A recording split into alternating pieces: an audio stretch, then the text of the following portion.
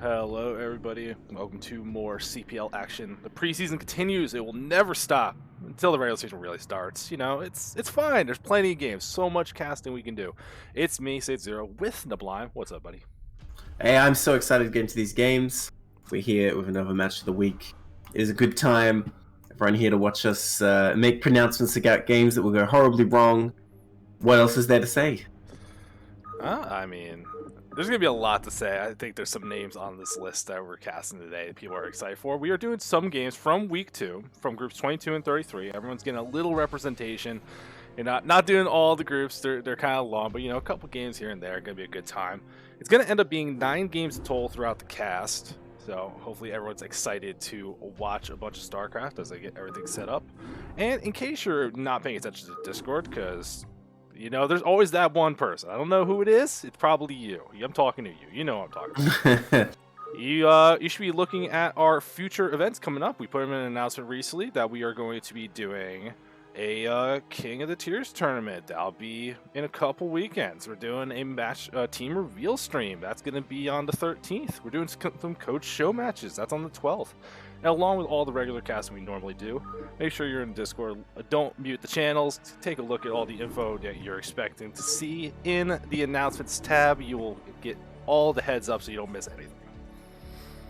Yeah, that's right. I mean, honestly, you mute the Discord. I don't know how they plan to take part in CPL, but it makes it a lot harder for sure. And of course, you know, I'm here to tell you that when the actual season starts, you better be uploading those replays, or there'll be trouble.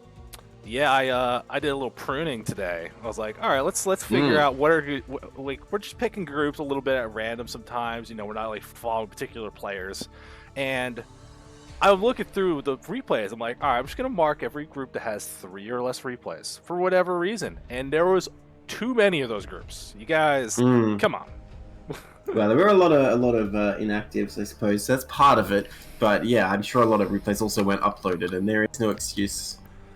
Yeah, you know, I'm sure everyone here is honorable. They're playing a top versus bottom. They're being nice people. They're giving us fun games to watch and uploading the replays like they should be. But like I said, there's always that one person. He knows who I'm talking to, or she. You don't know. We're not insinuating anything. But we are going to insinuate that we're going to get to our first game of the night, starting with group 22 games, and then we'll go to 33 later on.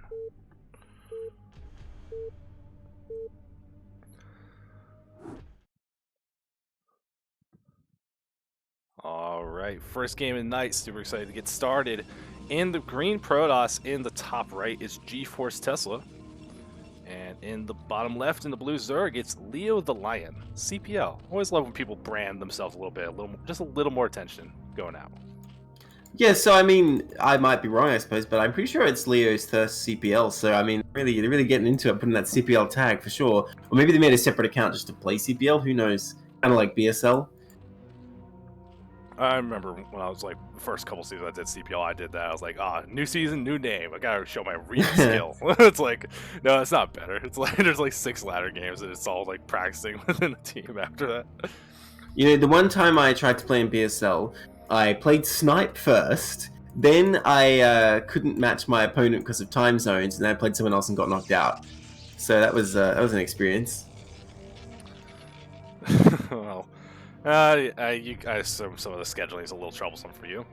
As you'd normally expect. Pylon setting up for a wall. The fact that the probe is immediately moving across makes me think we're expecting that forge opening. Want to see if we can get away with not building some cannons. Yeah, I mean, we've said it to death, I suppose, this season already, but it seems like that's what people do. Honestly, everything normal so far. You know, I don't want to say there's anything wrong with Eclipse, but I feel like I've seen too much Eclipse, man. I'm scarred from ladder. Yeah, like, I feel like there's some maps on a ladder, and it's like, it's not plasma, right? There's not like plasma, but there's some maps where it's like, I don't want to play Revolver or Goodnight or any of that crap. So I end up having these maps that's like, I'm kind of tired of these when I'm in on occasion. And it's like, I think these are the ones that everyone still like goes for, so. You know, it's still an interesting map, you know. I'm glad as far as 2-player maps go that there is a lot of play available here. So, there's still a lot of variety of strategies we can see. It's not completely solved, out of control, you know? Definitely, although this map is all about, like, well, in the late game anyway, you know, who gets the top left, really, and that kind of decides a lot of the time, I feel like. Now, Zerg sent their first expansion all the way to the third here, kind of just admitting defeat in the game of trying to take the natural and saying, well, Protoss going to block it. I'm just gonna cut my losses, go all the way to third, which does impact Zerg a little. Gonna go for a third hedge here, but sooner or later, drone just running around. Yeah, I mean, pretty short on money, so that hatchery's not going to have any time soon. I did see that 6 lings were made, so potential to put on some pressure. It was one can at the front, and GEFORCETESLA still hasn't started their Nexus yet. Things getting a little bit delayed here. Yep, Protoss managed to keep that probe alive. These Zerglings are trying to be annoying. And, you know, I guess LEOTHELION here, like I was saying, kind of just cutting their losses, just saying, okay, you know what?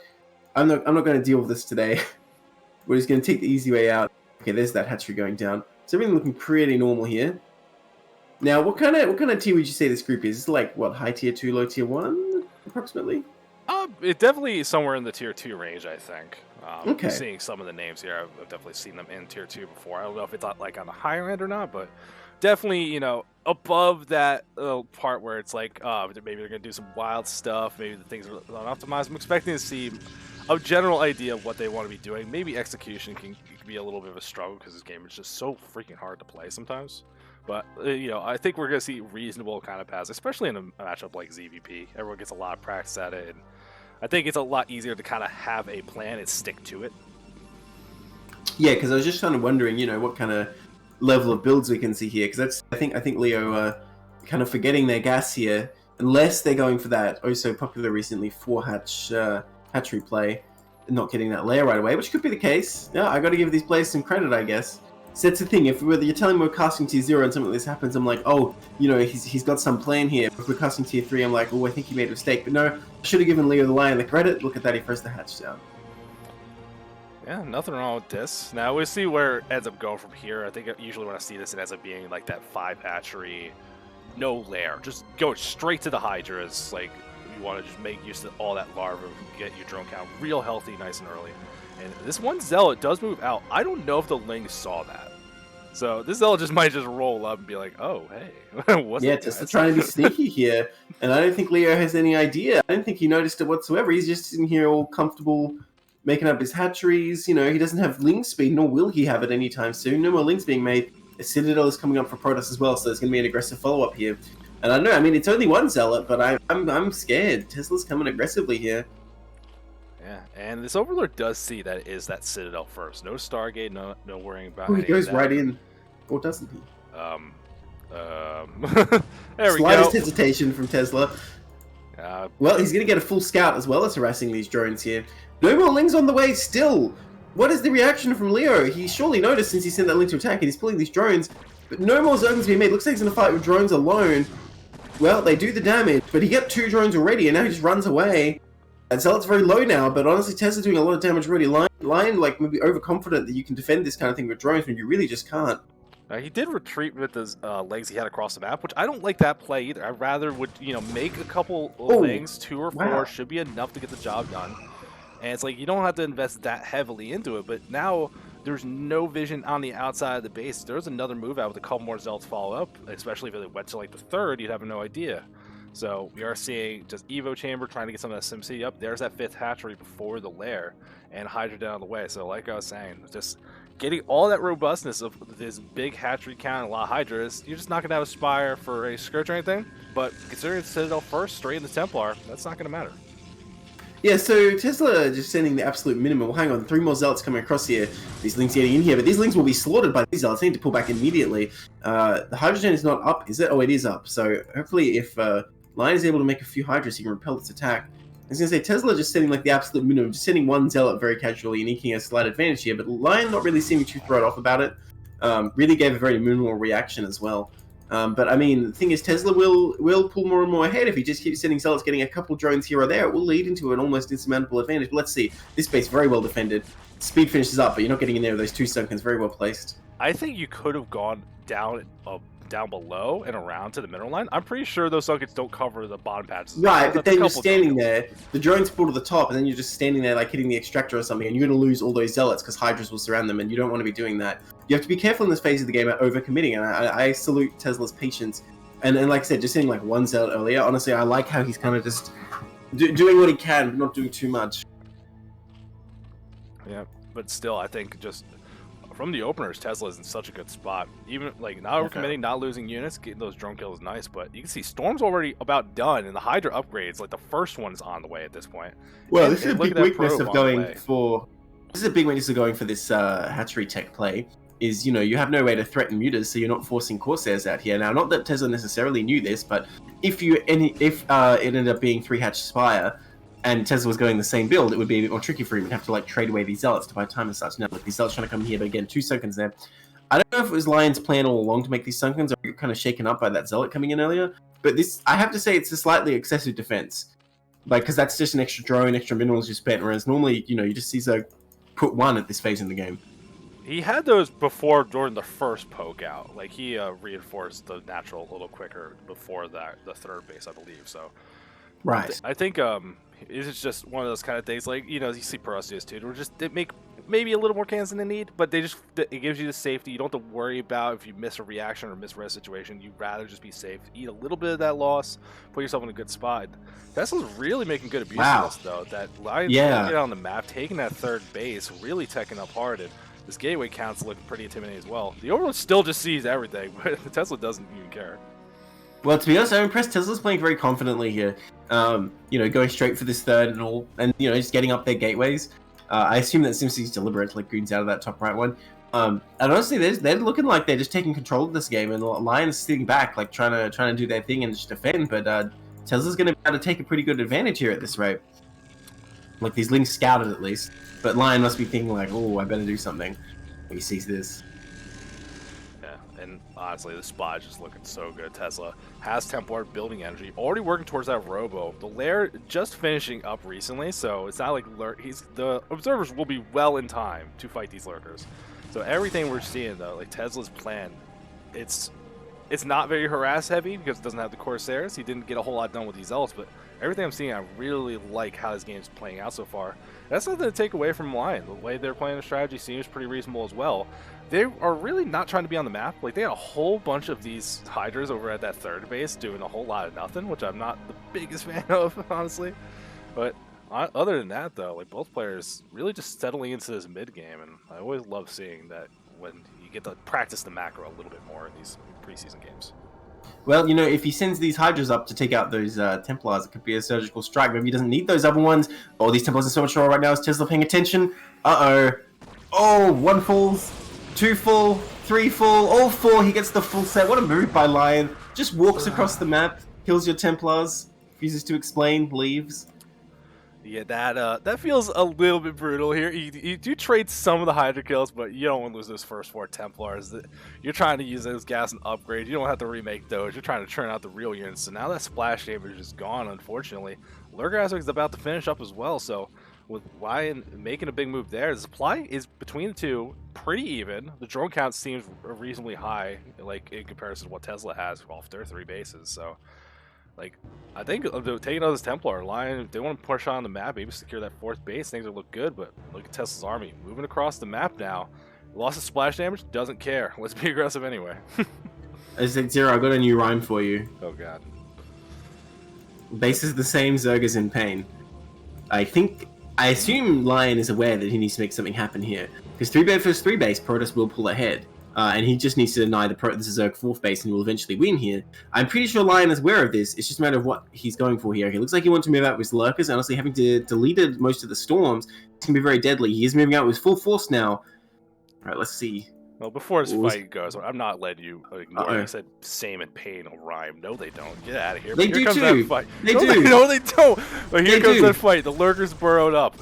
Retreat from Tesla. Doesn't want to lose too much, but takes some big damage here. Flank from Hydras on the sides. Oh, the last Templar, but it did get its storm out. Yeah, but you can see it losing a lot of these Dragoons. Splash damage going down, and immediately Tesla getting forced way back line, moving pretty far forward. Supply is now equal between the two. Lurkers getting a great spot here. It's not like they can retreat up that 3rd base. He walled it off with pylons again. Where'd the observer get to? Oh, it's over here. It was with the army. Yeah, I mean, the problem is Protoss has been separated from the natural now, and I don't know. Zerg looks like they can just get in here and, like, destroy the production. Protoss needs to make something happen, but no Templar. It's tough to get through these Lurkers. 1 lone Corsair out. Okay, the Goon's starting to do work, but oh my god, those Lurkers doing so much damage. Plus a missile done for the Zerg, and they are just devastating this Protoss army. My god, this is a slaughter. Yeah, building Zerglings at the front going down, these lurkers doing so much damage. Everything from Tesla does get killed off. Not having that storm, that splash damage matters so much here. And honestly, even like Dark Templars could have helped, I think. There's no Overlord here to help scout. Yeah. Is there even Overlord speed? Because, you know, the lair was fairly late, put their gas into lurkers. GG, what did we just see? He just came across and is like, alright, your army's dead. Well, he heard your advice from the future. You said the bases are the same. He's got to force some kind of action now. You don't want to just set on 3. Yeah, I think attacking was the right choice for sure. Yeah, well, yeah, he found a I shouldn't expect it to go so one-sidedly. That was exciting though, from the new guy that we aren't super familiar with. A game like that, that's very promising to see. Always like seeing, new players get in, know what they want to do, and it's another Zerg that doesn't want to go Mutus in ZVP, so that makes my heart happy. I mean, I guess. Hey, you don't know that pain. You don't play Protoss. That pain sucks. I've off-raced enough time. And look, I just always open Stargate, so it doesn't bother me. Well, we'll see what we're getting in this game. I don't think we're going to be seeing any Mutalisks for sure, although you never know. In the top right, in the purple Protoss, it's Leaf BW Person. I don't know who that is. They've really given you a hard time today, haven't they? I'm looking at the other one. Yeah, and in the green Protoss, it is... We're drawing a squiggly line. That's okay. Alright, so I'm just gonna take my guess that GeForceTesla's the green one because he always picks green. Yeah, I agree with that. But that's how we're gonna cast. So if we're wrong, you did this to yourselves, guys. this is how we're gonna go and roll through it. And the other should be Zergling. Okay then. All right. okay. It makes sense. By the way, chat is on my side about that rhyme. It's legit, dude. You can't deny it. Yeah, Zergling's in the chat. Did we get it right? It is Zergling in the purple. Thank God. Yeah. Magenta. Yes. Saetzero. It is magenta. Okay, listen. This is StarCraft, not like college, man. I'm not learning how to paint. I grab my coloring book like everyone else. Okay, fair enough. God damn. Well, I'm just saying, maybe we need to send you back to college to learn these colors. Oh man, I can't look at chat ever again. There's everyone supports you and your rhyming torture of me. I don't. That's because they know I'm right. Maybe if it's the world versus Saetzero, Saetzero is wrong. Just saying. M and N don't rhyme. No, I'm not wrong here. Chat, educate this man. Yeah, that's right. That's what Saetzero spent his time at college learning. Okay, so double gate, by the way, coming up for Circling here. 10-12, in fact. So looking like he wants to put some more pressure on, and like I would say for, well, maybe these aren't lower level players per se, but I will say for lower level players, this is like slightly exotic in PvP, because I think most people just learn to start with like a Dragoon opening, maybe going Robo. So Circling going to come across with some Zealots here, and Tesla sees this, just immediately turns around like, all right, I don't need to do anything else. And I don't know if you scout that, you kind of feel under the pressure because you're like, oh, I have to be microing my goons today. Yeah, I mean, it's really going to depend on what the follow-up is, but, going out and scouting it, having a idea what's going on, and you can see that, like, second gateway didn't immediately start making Zealots, so it's only the 1 now, will be 3 later. Now, we can see what Tesla wants to end up doing, because one of the things you'll see with this is either a big commitment to all these Zealots and stuff, or it will just be a later gas. We should be seeing that right here, so it gives you the opportunity to be very flexible still. You're not committed to the Zealot play. You're going to be able to get other things done. And you can see that first Zealot's not even trying it's just trying to get this scout out if there's an opportunity to. Now with 3 Zealots, that should be the move out for some kind of reaction from Tesla. Yeah, well, I think Tesla's going to go straight into green production and stay home. I don't know if you're supposed to head out on the map with the first one. I just know that with a normal one-gate opening, you absolutely can defend this. You just have to be on the ball with your micro. And, it forces your opponent to be back doing that while you're doing whatever you're doing in your base. Now, the thing is, the probe scouts still being in here must cause some anxiety for Circling, because it's like, well, whatever tick you're going, if your opponent knows exactly what it is, that is kind of a disadvantage here. Yeah, I mean, realistically, you're not going to get rid of the scout if the players are paying attention. Like, your Zealots are not going to be able to do the job. And we do see Tesla. Wait. That first Zealot is going to go across the map. I don't know how much I like this. This is going to be a lot of damage for trading back. Yeah, these zealots are going to do a lot of damage now in Tesla's base. You can't take this down with one goon this quickly. I mean, he's microing fine, but it just doesn't do that much damage. How are you going to keep these probes alive? And by the time he gets to Circling's base, there's going to be zealots out. Honestly, Tesla kind of being a bit wild here. I don't think this is the play at all. The second goon pops out, but probes will fall here. Now, that said, the zealot running up into Circling's base. Oh, and Circling went straight into Dragoons. He only made 3 zealots. So actually, this zealot going straight to the mineral line. I don't know if Circling sees this.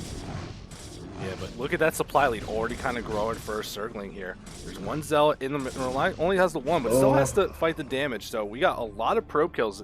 We saw that Tesla got down to 14, so if you can clean these up before that gets evened out here, and still, this zealot doing a lot more damage probably than it should have. Oh yeah, for sure. Oh my gosh, it's slaughtering these probes. Oh my gosh. Wow, Tesla like, oh, 3 zealots coming out of base, it's cool. Send my own zealot, no problem.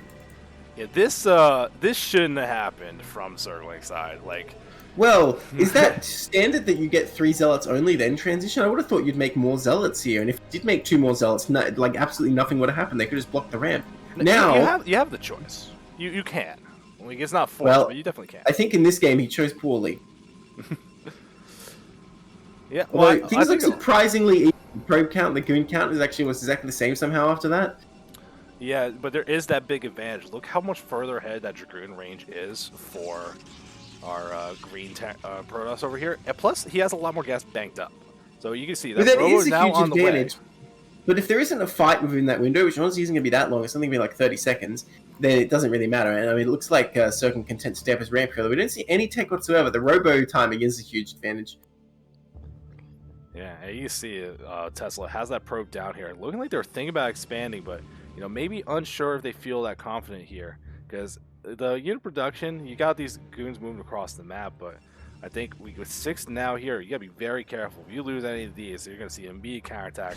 And that range, thankfully, is not done for Circling, so can't really push out too much more aggressively. This would give you time to kite back and really chip away at these Dragoons with the slow numbers.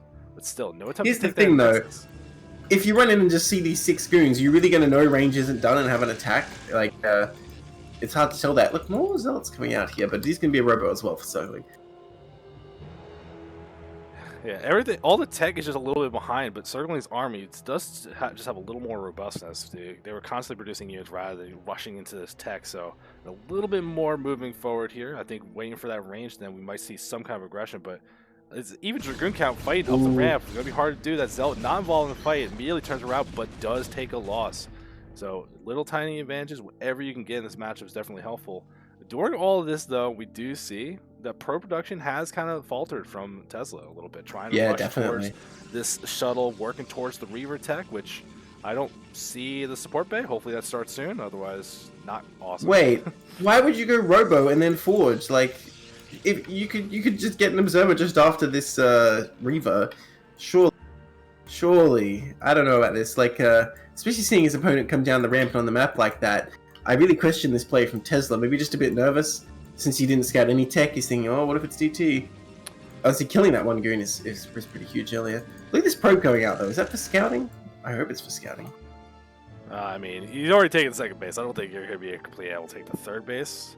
But you managed to sneak it out, not going the direct path where all these goons would be. So if you're going to scout around, this does seem pretty reasonable.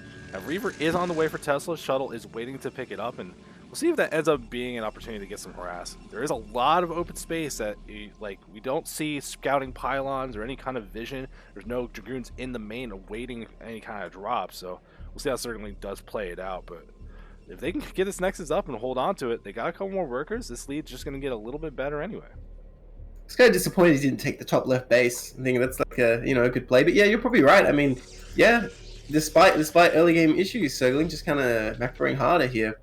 And yeah, I don't know. I'd be pretty shaken up after that kind of Zealot encounter, but SIRGLING just keeping to their plan.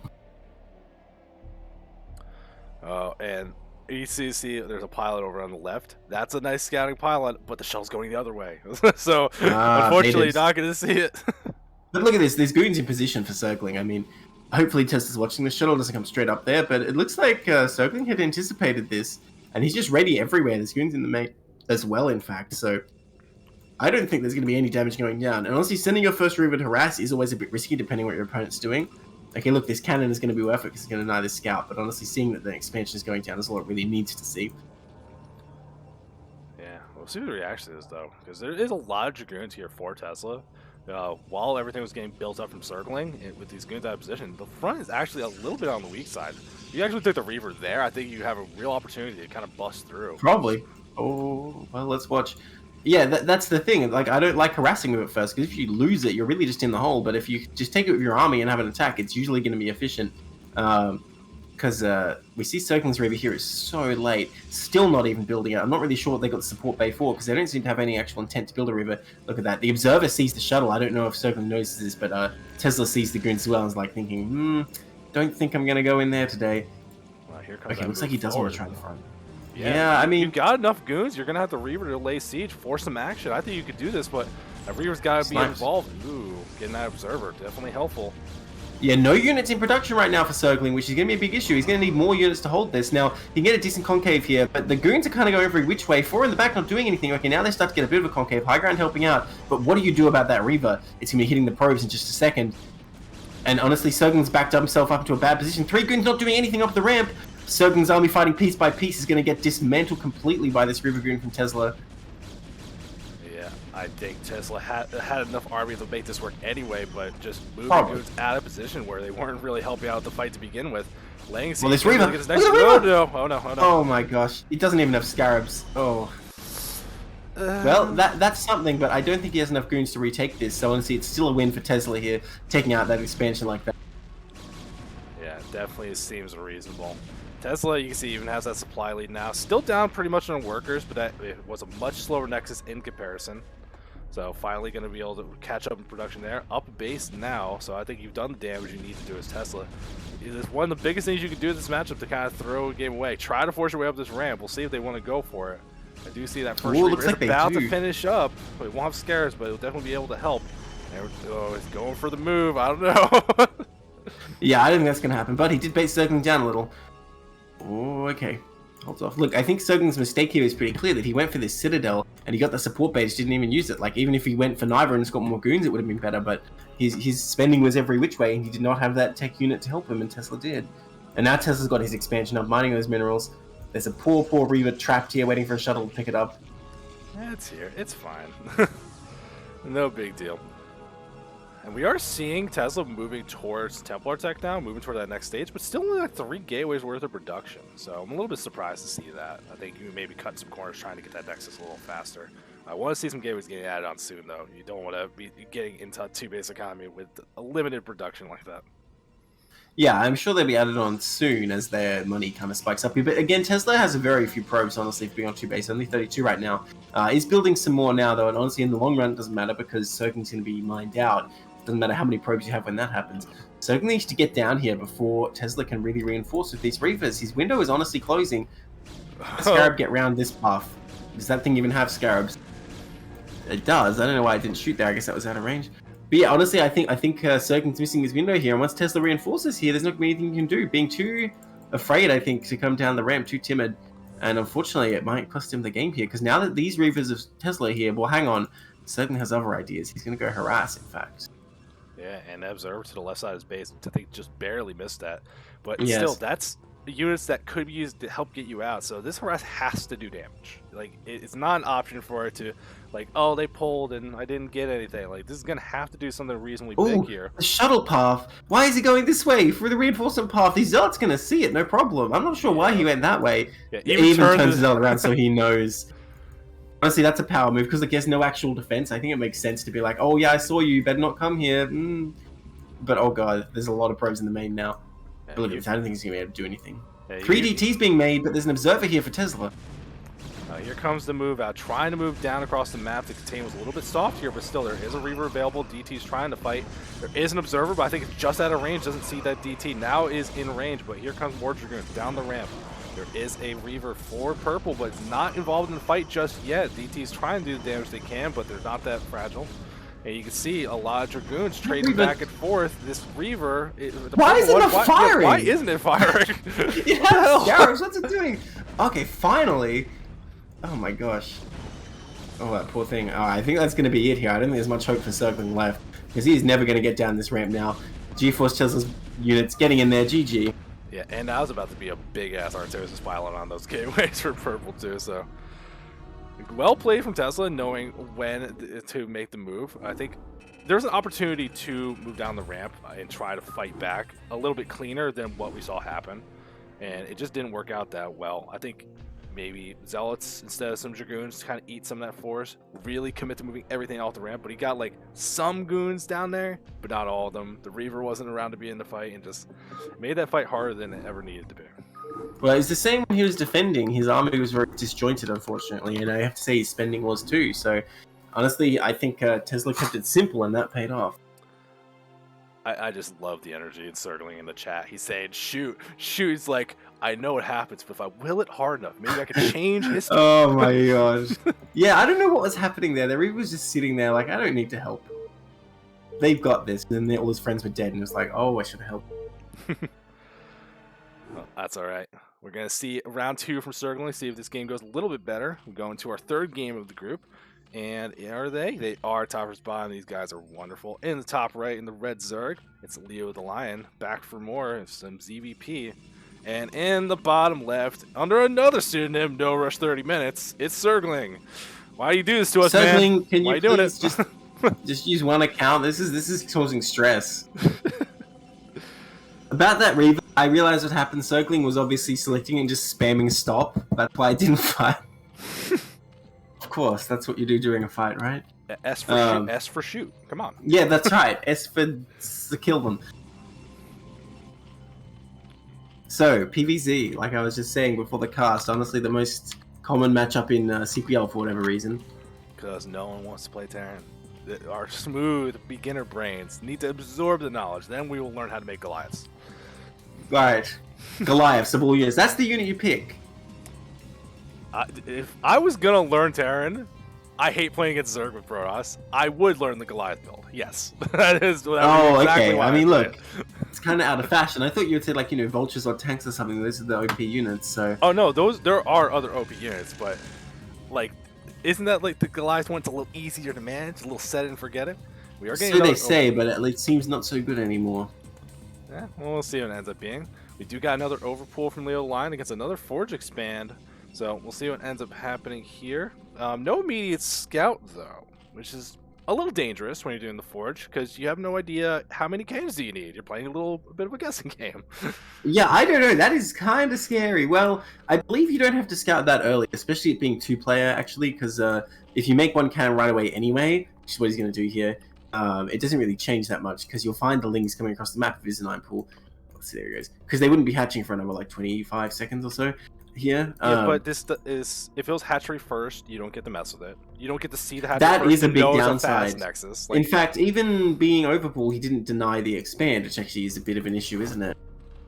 LEOTHELION, both games, you know, get his hatcheries down how he likes. Although in the first game we saw he did actually just not even try. Now look at that, he actually had a drone at the 3rd, anticipating a probe to mess with him, but he's going to send that drone to scout instead. Yeah, let's see how it ends up being. But we are getting a Nexus on the way quite soon. The probe does go through. Doesn't see that many links being made, so 1 cannon should be enough defense. Don't have to worry about it too much. See how long we keep this probe alive. See if you can... Ooh, it does turn into 6 lings. No gas being taken get out of there. Yeah, I mean, if more lings get made, you have to be careful here. Look, I fully expect that Leo will just go for the same build here that we saw earlier. I assume that's just what they do. I mean, there's no gas yet, although it'd be a bit early, I suppose. Yeah, I mean, 3rd hatch before gas. I want to say he's just going to go for the exact same build here. And the scouting probe does keep alive, so Ling all-in is not really going to be easy here. But drone's coming up again. And honestly, both players looking pretty comfortable still. I don't know if SIRGLING knows, though, what like that big attack is under threat of. That was devastating last game. Yeah, well, it does pull a couple probes, so aware of how bad this could end up being. So, even though that gateway's not ready just yet, probes still pretty good. SIRGLING, no gas. Yeah. Oh, he's pulled all his probes, expecting like a big attack here. Honestly, I think 2 probes would have been enough. Yeah, I think just being a little overly cautious. We did miss it, but there was a scouting drone from LEOTHELION that got killed by the cannon up the front. Oh, so. Tragic. Well, he confirmed the position out of that cannon. Scouting probe still alive. The signature probe, as I like to call it, when it survives. And it seems like it's doing a pretty good job so far. Oh, keep it alive. Nice. Yeah, honestly, this makes it a bit awkward for Zerg because he can see there's no gas. He needs to confirm there's no gas at the natural, but then he should know. In fact, he sees the 4th hatchery. So, I mean, I feel like Protoss knows exactly what's going on here now. I'm not sure what the best thing to do here, but I imagine Sair DT would be really effective when Overlord speed is really far away. Seems to me that would be the best option against this kind of build. I think it depends on how you want to play, because when you know the lair is so delayed, you don't have to worry about mutas, so it's like, do you still want to go Corsairs because they're going to be harder to contest, or do you want to skip them because they're not necessary as defense, you can lean harder into your ground army? I think you got a lot of choices of what you want to do. It's just going to depend on what kind of player you are. Well, any Protoss in chat can update me, but correct me is what I mean to say, but I would have thought, like, just by fact you go Corsairs, force the Zerg to defend, because Zerg is not coming with a Hydra Bust right away or anything, they're not going to be ready to attack you for a while, so you force Zerg to defend the Corsairs, and then you have to DT some, and they can't make any attack until they have Overlord speed. Yeah, I mean, I think that makes sense, but if you wanted to be a little more aggressive, because I think if you're kind of gearing up towards this Corsair, you know, not planning, you're building up your kind of normal Protoss army, I think there's probably a good opportunity for LEOTHELION if they wanted to take a 4th base a little earlier than you're expecting, because they'll have some ground army to help protect it. I don't think it's going to be easy for you to contest it. Yeah, and I assume we're going to see, like, the same thing we saw last game. Well, double gas coming up, actually, so now I'm not even sure. Double gas before lair here. What on earth is this going to be for? Well, the Overlord saw the Stargaze. That is the difference between the two games. The other one was a Citadel first. So you knew it wasn't going to be the Overlord didn't even see it that game, actually, right? There was no Overlord in the base, was there? Yes, there was. Was there? Oh, my bad. Okay. Evo and Hydra coming up. Look, I have to question this double gas. What are you going to spend this on? Even if you're getting Hydra upgrades and, like, you know, Evolution Chamber upgrades at the same time and building Hydras, I just can't imagine you have enough minerals to spend that much gas. Well, you also will be able to start banking it up for lurkers later when you do get started. Maybe that's the plan, yeah. The same kind of big attack? Yeah, you might be right about that. And Packrat's saying it's just to get the upgrades in the lair as soon as possible. That seems very reasonable as well. Okay. Here's that first Corsair. Big knowledge going through. It's going to be able to fly around. Knowledge. I mean, hey, the lair is not done yet. You're going to get around. You're going to see 5 hatcheries. I think you have an idea what's going on. What corners you're allowed to skip. Oh, never mind. I thought something was happening, but it was not. Yeah, I mean, the Hydra's out just in time, so you're going to be able to defend this no problem, popping out the 3rd as well. All that Overlord's kind of on its own, but still just seeing what he can see. So he sees the lair is not finished yet.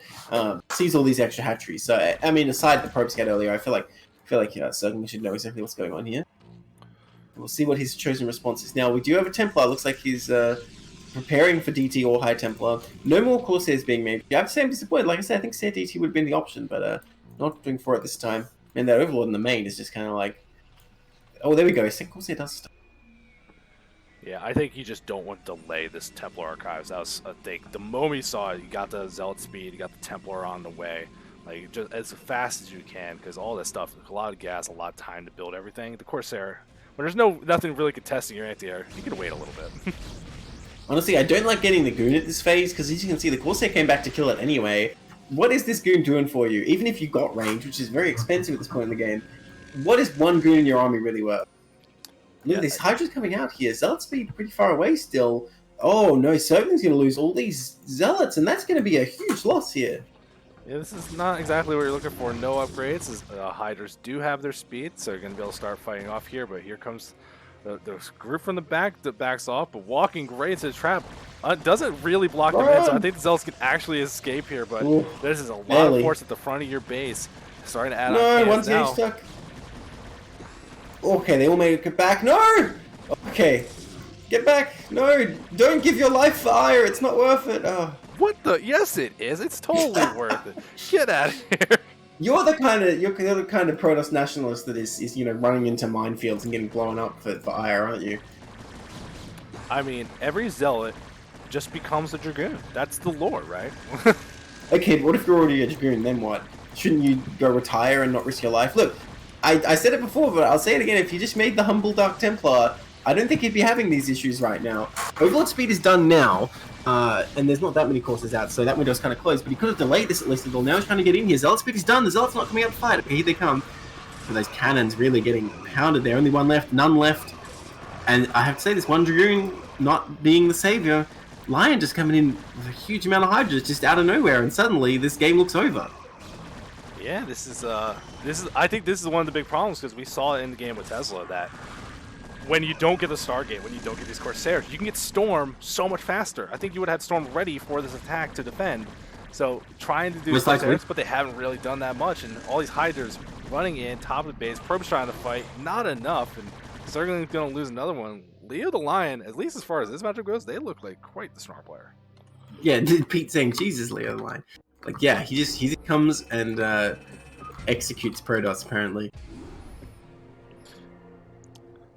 Yeah, I don't know. Like, someone probably just gave him the tips, like, listen, you just make a lot of Hydras, then you go kill them. Yeah, Hydra's like, pretty good. Got it. Well, he did make Lurkers the other game, so if that was the case, they didn't follow the advice.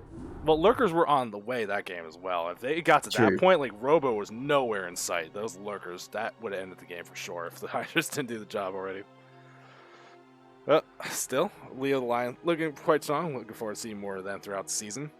We got one more game left in Group 22. And Jason pointing out as well, becoming a goon is a fate worse than death, Saetzero. So you sure you want that? I'm just saying, like, we all know Zealots become goons. Like, that's part of the lore. But then I didn't play the game. I don't really know about the lore. So I make up my own lore that dead Dragoons become Reavers, and Reavers become carriers, and I want to be a carrier. It's just part of the step. You want to be a Reaver? I play a Carbot. It's adorable. Yes, I do. It's adorable, but it still has its struggles. Hey, I have my struggles too. It's spirit animal. I don't know. He loves glitching around on maps. That's right. You'll be a Scourge eventually, and you really have fun. Yeah, absolutely. All right. So, one more game in Group 22. The astute eye will notice that Quad and Borisu have not played yet. So that's the game we got heading your way. ZVT to close out this group before we move on to 33. So hopefully it's an exciting one. I think Borisu has a reputation for making some fun games, so I think that's what everyone's here to check out. He certainly does. I mean, I'm not going to say it, but we all know what we're hoping to see here. Why would you want to be a Mutalisk pack rat? You have to, like, stack on top of all your brothers, like, with no space. And then you get, like, irradiated and, like, splashed by Corsairs and stormed. It's a terrible time. Alright. Well, last match of the group, ZVT in the top right in the white Zerg. We got BROWNMAMBA, aka RED.QUAD. One day I'm going to ask him why there's two for the two. And then in the bottom left, in the blue, it's Borisu Europe, so I guess they're playing on the European server. He's actually from Chile, so, take it as you will. I don't know if he's on vacation or it's just his Europe account, I guess, like you say. I assume he's on vacation. He flew to Paris to play this game. I mean, what else would you do in Paris? Pete, what are you saying in chat? I don't understand. He's saying I don't want to play Terran. I mean, he's making hashtags that rhyme for you. Like, you've made monsters that cannot be stopped. This is your problem now. Look, I don't want to buy into this line from Saetzero that, like, yes, give your life for Aya, it's worth it. Like, no. I want to live a long and happy life sitting in my base, sieged up behind a wall.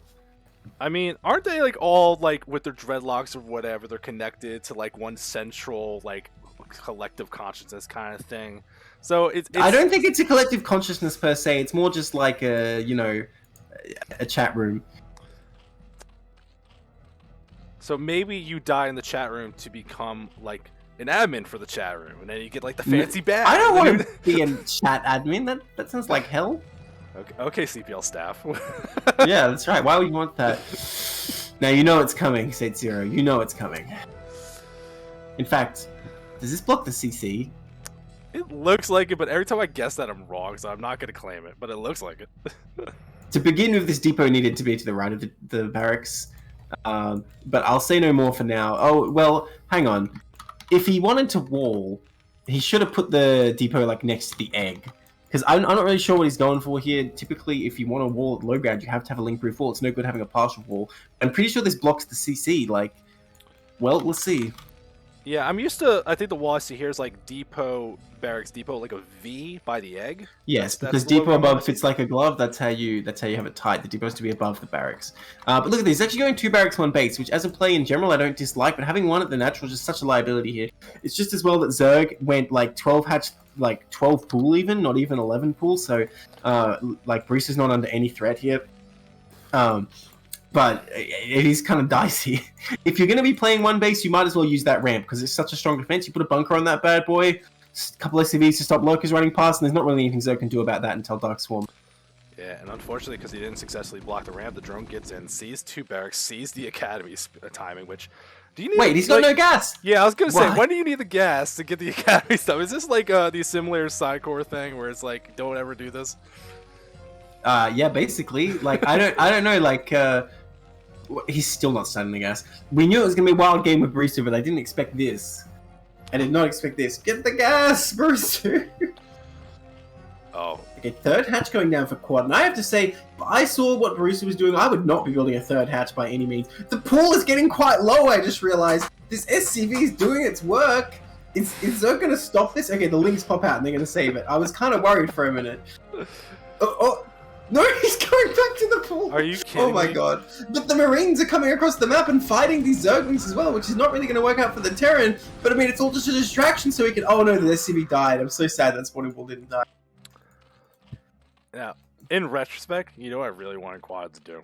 Because we What? saw this 2 barracks, we saw this academy, there's no gas.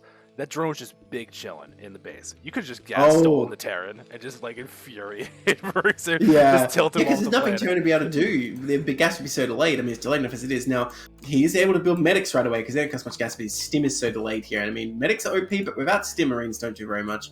And we saw already 2 Marines trading for 1 Zergling is a pretty goddamn inefficient trade. Yeah, even with everything going on, it's like, has Borisu not been on the constant worker production? I feel like he should have more than 17 by now. Well, no, he had to get the barracks at 12. You have to cut, and then I don't even know what time he got the academy. So it's certainly not. He's not building them now anyway. He doesn't need workers where he's going, which is the Zerg base, by the way. I think Zerg actually does need a 2nd sunken here. Well, then again, stim is actually not on the way, so maybe not. Yeah, I mean, he's gonna get sunken anyway, respecting that this is weird, and I think if you're Quad, you're just like, if this just doesn't do damage, I'm probably good. Like, just be a little extra safe. This is such a weird Borisu, goal. he's got his strategies. Okay, so he's coming across here now. It looks like Zerg will be fine, because by the time if he kills that 1 sunken, others will be finished, I believe. So I don't think Terran's going to break free here by any means. Now, medics are pretty strong. If you kind of get the heal on the Marine that's being attacked by the sunken, you don't necessarily lose anything, but 2 sunkens are done. So yeah, no, Terran cannot bust this. Terran pulls back, but at the same time, he's making Zerg make a lot of sunkens, although Terran is also on 1 base with 18 SCVs, so I don't know. Yeah, I wonder if that's like Quad thinking a little too far ahead. It's like, I saw 2 barracks, I saw an academy, I know what this is. It's like, yeah, but there's some critical steps that you could have seen. But like, we have that perfect observer vision. We see everything on both sides. We know what's going on. Heat of the moment, I think it's very easy to just not even think about like, oh, he never took his gas. It doesn't matter. Alright, so Borisu, going 2 racks academy then expansion as opposed to the opposite route what people normally take. This game still could potentially normalize, but this 3rd base, Borisu needs to be able to deny this with these units out on the map, or Zerg is going to pull way ahead. And look at that, so Marine trying to scout that area might promise Borisu to go over there. Only 5 Marines here, that's certainly enough to shoot down a hatchery if it starts and deal with those links as well. Stim finished now, Marine range not on the way yet. Yeah, and we already seen very early turrets, which I think that SCV that was killing the pool, it did see the 3rd hatchery, so I don't think you had to get them quite as early as we saw. It does find that drone that was hiding way up in the corner, so good on Borisu just to make sure that doesn't end up happening later on. Doesn't get sneak. But the Spire is about to finish. It's still 3 hatcheries, so you're going to play a larva, but I think Quad's going to be a little short in gas to make as many as you're looking for by the time it finishes. Well, yeah, he'll get 6 instead of 9, but that's alright, it's a good start. Or 5 anyway. 6, there you go. I'm thinking, depending how good his Mutamicro is, Borisu with like the anti-mutalist bunker, actually he's pretty strong against mutalists, by the way. Damn, he's really trying to send out these drones to expand, but he's baiting a Marine, so worth, I guess. I mean, did he get the Marine range? I always No, he does not have Marine range. And what I'm worried about, okay, now turret's going up in natural. I was worried that the natural is very vulnerable if Quad has good meter micro. Even so, ramp is not protected whatsoever. The barracks and the main's not protected whatsoever. If Quad is really good with his mutas, I think he can inflict a lot of damage here. Looks like to begin with, he's just going to hunt down those units on the map. Well, let's see. He hasn't clustered his mutas yet. I don't know if he knows the proper technique. I mean, it's enough for these 5 Marines anyway. Well, it would be if he didn't pull back. I think just get him off the map if you want to not take any unnecessary damage, build up the flock, and this could be an opportunity just to take that next base as Quad. Remember, I know you're just trying to make it look better for Quad, but I have to say, like, the health just regenerates. You got to take every kill you can possibly get here. Stop the bio building up. You're not wrong. I think there was no reason to back off there, especially like when your mutas outnumber Marines. You're good. Just yeah, basically. Honestly, I'm sure there's some scaling, like 100 Marines versus 100 mutas. I'm not even sure the mutas win that because the Marines just have too much DPS, but at that scale, for sure. Now, look, if he comes in here and micros well against this bio, like I said, I don't think Borisu can really do much. Now, I'm pretty sure Marine range is still not done, and look at that. Yeah, they're very short range indeed. Ooh, running over these turrets, though. He runs to the one most defended spot in Borisu's base, taking so much damage. The Marines coming in to block them, they have to turn back. Oh my god. This is a disaster for Zerg. So, the world's most expensive scouting mission is completed. Yeah. Goes on in, well, confirms there are a couple depots. Like, I don't know how none died. I don't even understand how none died. But he did take a lot of damage. It's like the whole flock got irradiated. They can't do anything for a while here.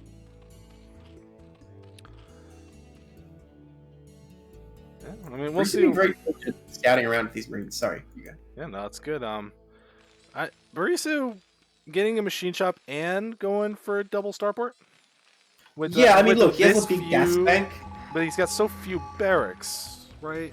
I don't presume to tell Borisu what he can't do, alright? He's in a class of his own. They're coming up pretty good timing here for Quad, though, honestly. Trying to do pretty normal plays, even despite the weirdness happening. Going to get his lurkers up here. Now, I think Borisu is going to be aware that this third base is going up based on those units dying there, but I know what he can really do about it. He has a pretty moderate amount of bio here. And yeah, 3 lurkers on the ramp will hold that no problem. No lurkers at the natural right now, but the Sunkens are holding it for the moment. I'm curious to know what the next step is. Like, I think it's going to be dropships. Ooh, that'd be nice. That'd be pretty cool, but... Borisu does love drops, I'll tell you that. Yeah, I mean, you would think it'd be sides vessels. It looks like it could be sides vessels, but I don't see a sides facility, so... Yeah, it's dropships. Yeah, it's... Oh, there's the sides facility now, okay. Okay, or else he's going to research Cloak and Wraith Energy at the same time and double pump Wraiths. Obviously, that's the play here. Why do we like give Borisu all this credit? It's like, all right, he's a bit of a wild boy. It's like we don't have to like just like he's not completely out of control sometimes, right? Funny joke. Yeah, look, you can't understand Borisu, alright? That would be your mistake. Look at that. He scans around, finds the third, and also checks the other bases. No drones at this third yet, so honestly, like, Borisu, his supply is equal to the Zerg, which is never good, but he's not in a terrible position, because Zerg has really droned up an additional base. Now, still his base has very, very little defense from Mutalisks. There's plenty of places they come into. Their demos if they're going to come in now. Bio's there, needs a stim. But once again, Zerg heads straight for the turrets. Instead of picking off this defenseless Bio. I guess they're not defenseless, they do have guns. It's not what you want to be doing here. This Muta has not been super great, and look, top left, Borisu gonna sneak command center, which that might not get scouted for quite some time. Well, honestly, the most likely thing is Zerg sending a drone there to take it for himself. Right, but like as much as I always wonder, I'm like, it's double gas. Like that's so juicy. You secure that, you get the top edge, like you're good to go. But a lot of players. What does Terran do with double gas? Do they start like triple pumping vessels or battle cruisers or something? How expensive are nukes, man? Oh, that's a good point. Well, he does have a comp set at both bases, but I guess he can build the nuke silo at the top left. We're not even pretending he's not going to go for nukes here. I want him to load up these dropships though and go do something with them. Look at that Marine. Oh man. He was brave. If I saw those mutas flying past, I'd be like, oh, I'm unarmed, drop my gun. I'm a civilian, don't shoot. Oh, look, a Ling does come to the top left. I really thought it'd be a drone in the end. Yeah, a little bit of scouting from Quad. I think maybe just respecting the reputation of the opponent to be like, it's been quiet. It's been too quiet. let's look around and see if we can find something. It does. Fortunately, find something. I think that CC got canceled, so... good on Borisu to not just give away free buildings, but that does put him back down onto 2 base. He's loading up some dropships now, so we'll see where the move ends up going. And there really hasn't been Like, the Muse poked in here and there, but they never got to the spot where they would see the starports. So there's no Scourge, like, hanging out, right? Yeah, I mean, you assume Terran's going to have a starport by this time in the Flame Fire. He actually scanned where his dropships just flew past, seeing there's like units hanging out there. So I think he's going to go straight there. There's a spore, but it won't stop them unloading before they die. It looks like he's going to go straight for this turn and do some damage. Like I have to say, Quad doing a good job putting lots of vision stuff around the map, because he's just like, what is Terran doing? Why is he still on his base? But unfortunately, it did not cover the path Borisu went. I tell you, Borisu's sneaky. Ooh, here comes Scourge. And look at this. How fast Well, they they'll get there? shot one dropship, but Nice. that's still plenty of Marines to do a lot of damage here. The Lurker's coming up. Can Borisu micro them down? Okay, just pull back here. Gonna get a lot of drones if Zerg doesn't pull them back. Oh, well, I guess not. Or is he? Oh, they're all on the wrong side. Okay, good defense there by Zerg. Gonna stop anything happening here. Oh, gets the Defiler, though. That's a nice move, actually. Oh, and still some drones. Honestly, like, given the terrible, terrible situation these Marines dropped into, they're getting a lot done. And really Okay, not but bad. still. Unfortunately, Quad was researching Burrow. It just finished now. That could have saved some of the stuff, maybe, Yeah. but just a little bit too late. I'd say it was still not worth it for Terran, though, because he had 2 whole dropships worth of stuff. I mean, he did what he could, given what he was up against, but that was not a good trade at all for Terran. Yeah, I mean, fortunately, this one of those dropships wasn't completely filled. So, you know, not as big of a loss as it looked like. Still, I mean, Zerg's up ahead on supply now, taking a 4th here. Mutalisk flock is still completely up now. Terran has plenty of vessels to deal with Mutalisks, but the thing is, they can hang around and deal with drops and like come and pick off vessels later. They have utility. A decent army Breeze is macroed up here actually, but still, the Zerg is ahead in supply, and you see he has units everywhere for drops. Yeah, that worker count is very concerning as far as. Oh my gosh, that's a lot of drones. Yeah, I mean, as soon as Ultra's tech is ready, although Zerg is making like 3 Defilers right now, so maybe not. I feel like when Ultra's hit, finish, so you know, Defilers could just be the power unit you want to go for anyway. For sure, when Ultra's hit, they're going to hit hard. I mean, will they hit? Is the question. Scan sees that that's pretty well defended, but he can irradiate, and he will. Let's see, he should get his bio closer because Scourge could be hanging around, but still, it's going to be a good irradiate. Get that Defiler. Ooh, he's going to There's the 3 drones. more behind it. Who cares?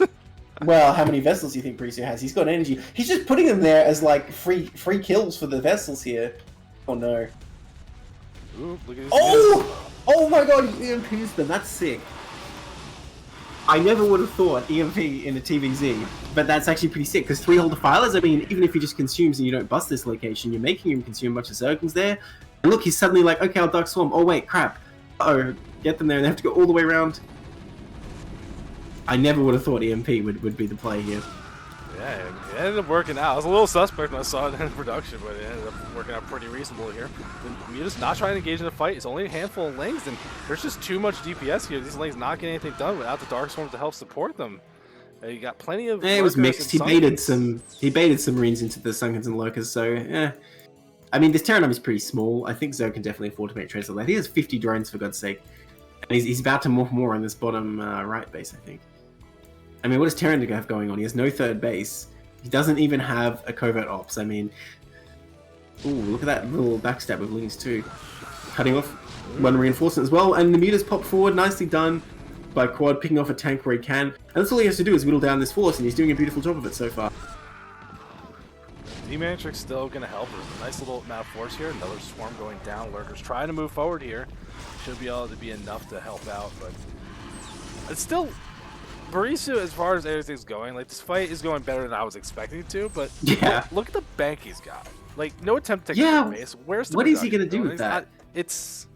Yeah, if it's planning for later, is this like the ultimate, like, my late game strategy is Ultras until I'm broke? Like, I hope it's not one of those with Battlecruisers, but it's still. I mean, like, Battlecruiser is pretty good in this matchup. In fact, he's researching Titan Reactor right now. Oh. No, sorry, that's Vessels. What am I saying? He's researching. What is that? Is that medic energy? Oh, that is medic energy. It is medic. Why? Why is it medic energy? I mean, it's not useless. You know, you can run out of energy on medics. That's not a good thing. So, I mean, I'll take it. Yeah, but when you need just like more barracks, like, why is that? Like, you go back, like, I need this medic upgrade real quick, and then you just leave without slapping down a couple more barracks. Come on. No, he's good. He's satisfied with that. Now, at the natural, you see him building 2 command centers right now, realizing he needs to expand somewhere, so why not 2 places at once? Still putting the pressure on at the front. This Dark Swarm causing some losses. A lot of Terran Bio falling there, but does pull back. Radiates another Defiler. He's keeping the pressure up with these Radiates by being in this position. And a lot of Defilers got made, but somehow they've actually all been picked off now. There have been so many Irradiates going down. There's 3 at the third. If one of those comes back over, that'd probably be for the best. He's looking for another one with this vessel, but won't find it. Irradiates the Mutalist. I'm not sure if that's the best Irradiate, but I mean, I guess it's still 100 gas worth for Zerg. Ooh, and they get baited.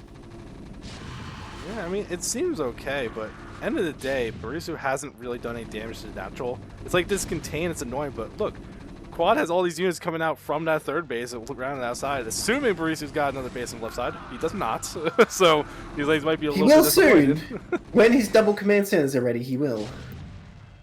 But I mean, the defense is looking worryingly thin for Zerg at the front. Now, he has a lot of units just in existence, but somehow none of them are at the natural to defend. Okay, another Defiler does pop out, so we will hold for now. And yeah, that's a lot of Lings ready for the counterattack now. I believe these bunkers are still full, and the 2 tanks on the high ground. The Lings cannot attack the natural, but they can certainly deny any third from going down. Zerg killing their own Sunkens, realizing they're actually more of a hindrance at this point.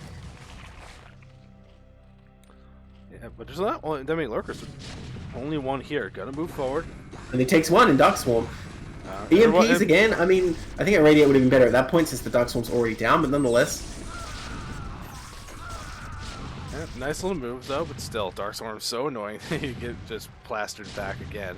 And Quad's got all these links. This could be a great deny your reinforcements. This could be a nice backstab into the natural, but unfortunately nothing happening just yet. Ultras are in production at this point. Finally, some more barracks get added on, so Borisu will be able to start turning out a little bit more units.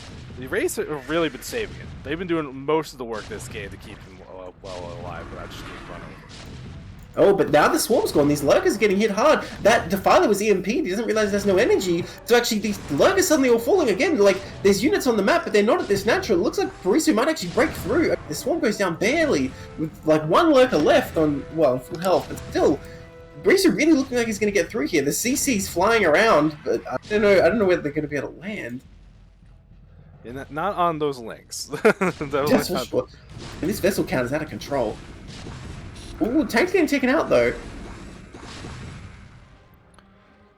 Yeah, still that third base, and especially with the Nidus, like you can see there's a way to get these units out here. Quad going to take another base up at the 11 o'clock, and Borisu, as funny as this is, he's putting so much focus on this natural. He still hasn't actually broken through, although he's probably opportunity could have. He's still on 1 base because the main is now mined out.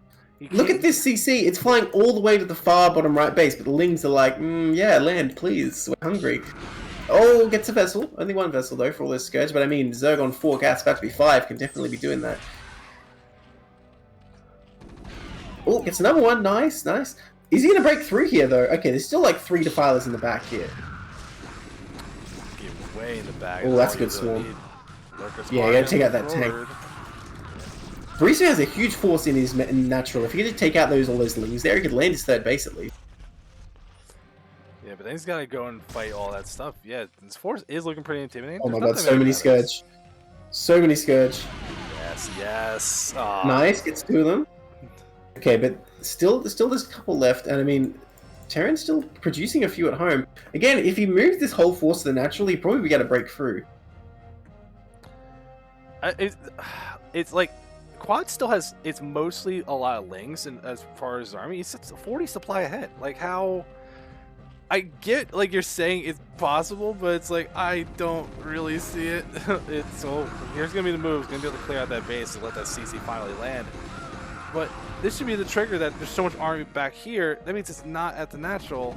Quad has all the supply. Where is it? Where is it fighting? It's all just like around each base, because look, there's a million Lings and Defilers and Lurkers at every base. So, and look, in his main, he has like a ridiculous amount of Lings and Lurkers as well. Like, he is everywhere, but that means he's not concentrated anywhere. That said, it's not like he can take any damage from drops or even a direct attack at any base, but Borisu able to finally secure this 3rd, keep him alive in this game. I mean, I don't know, if he secures a 4th, Terran, like, kind of has a lot of money. Oh, Radiate can go down here.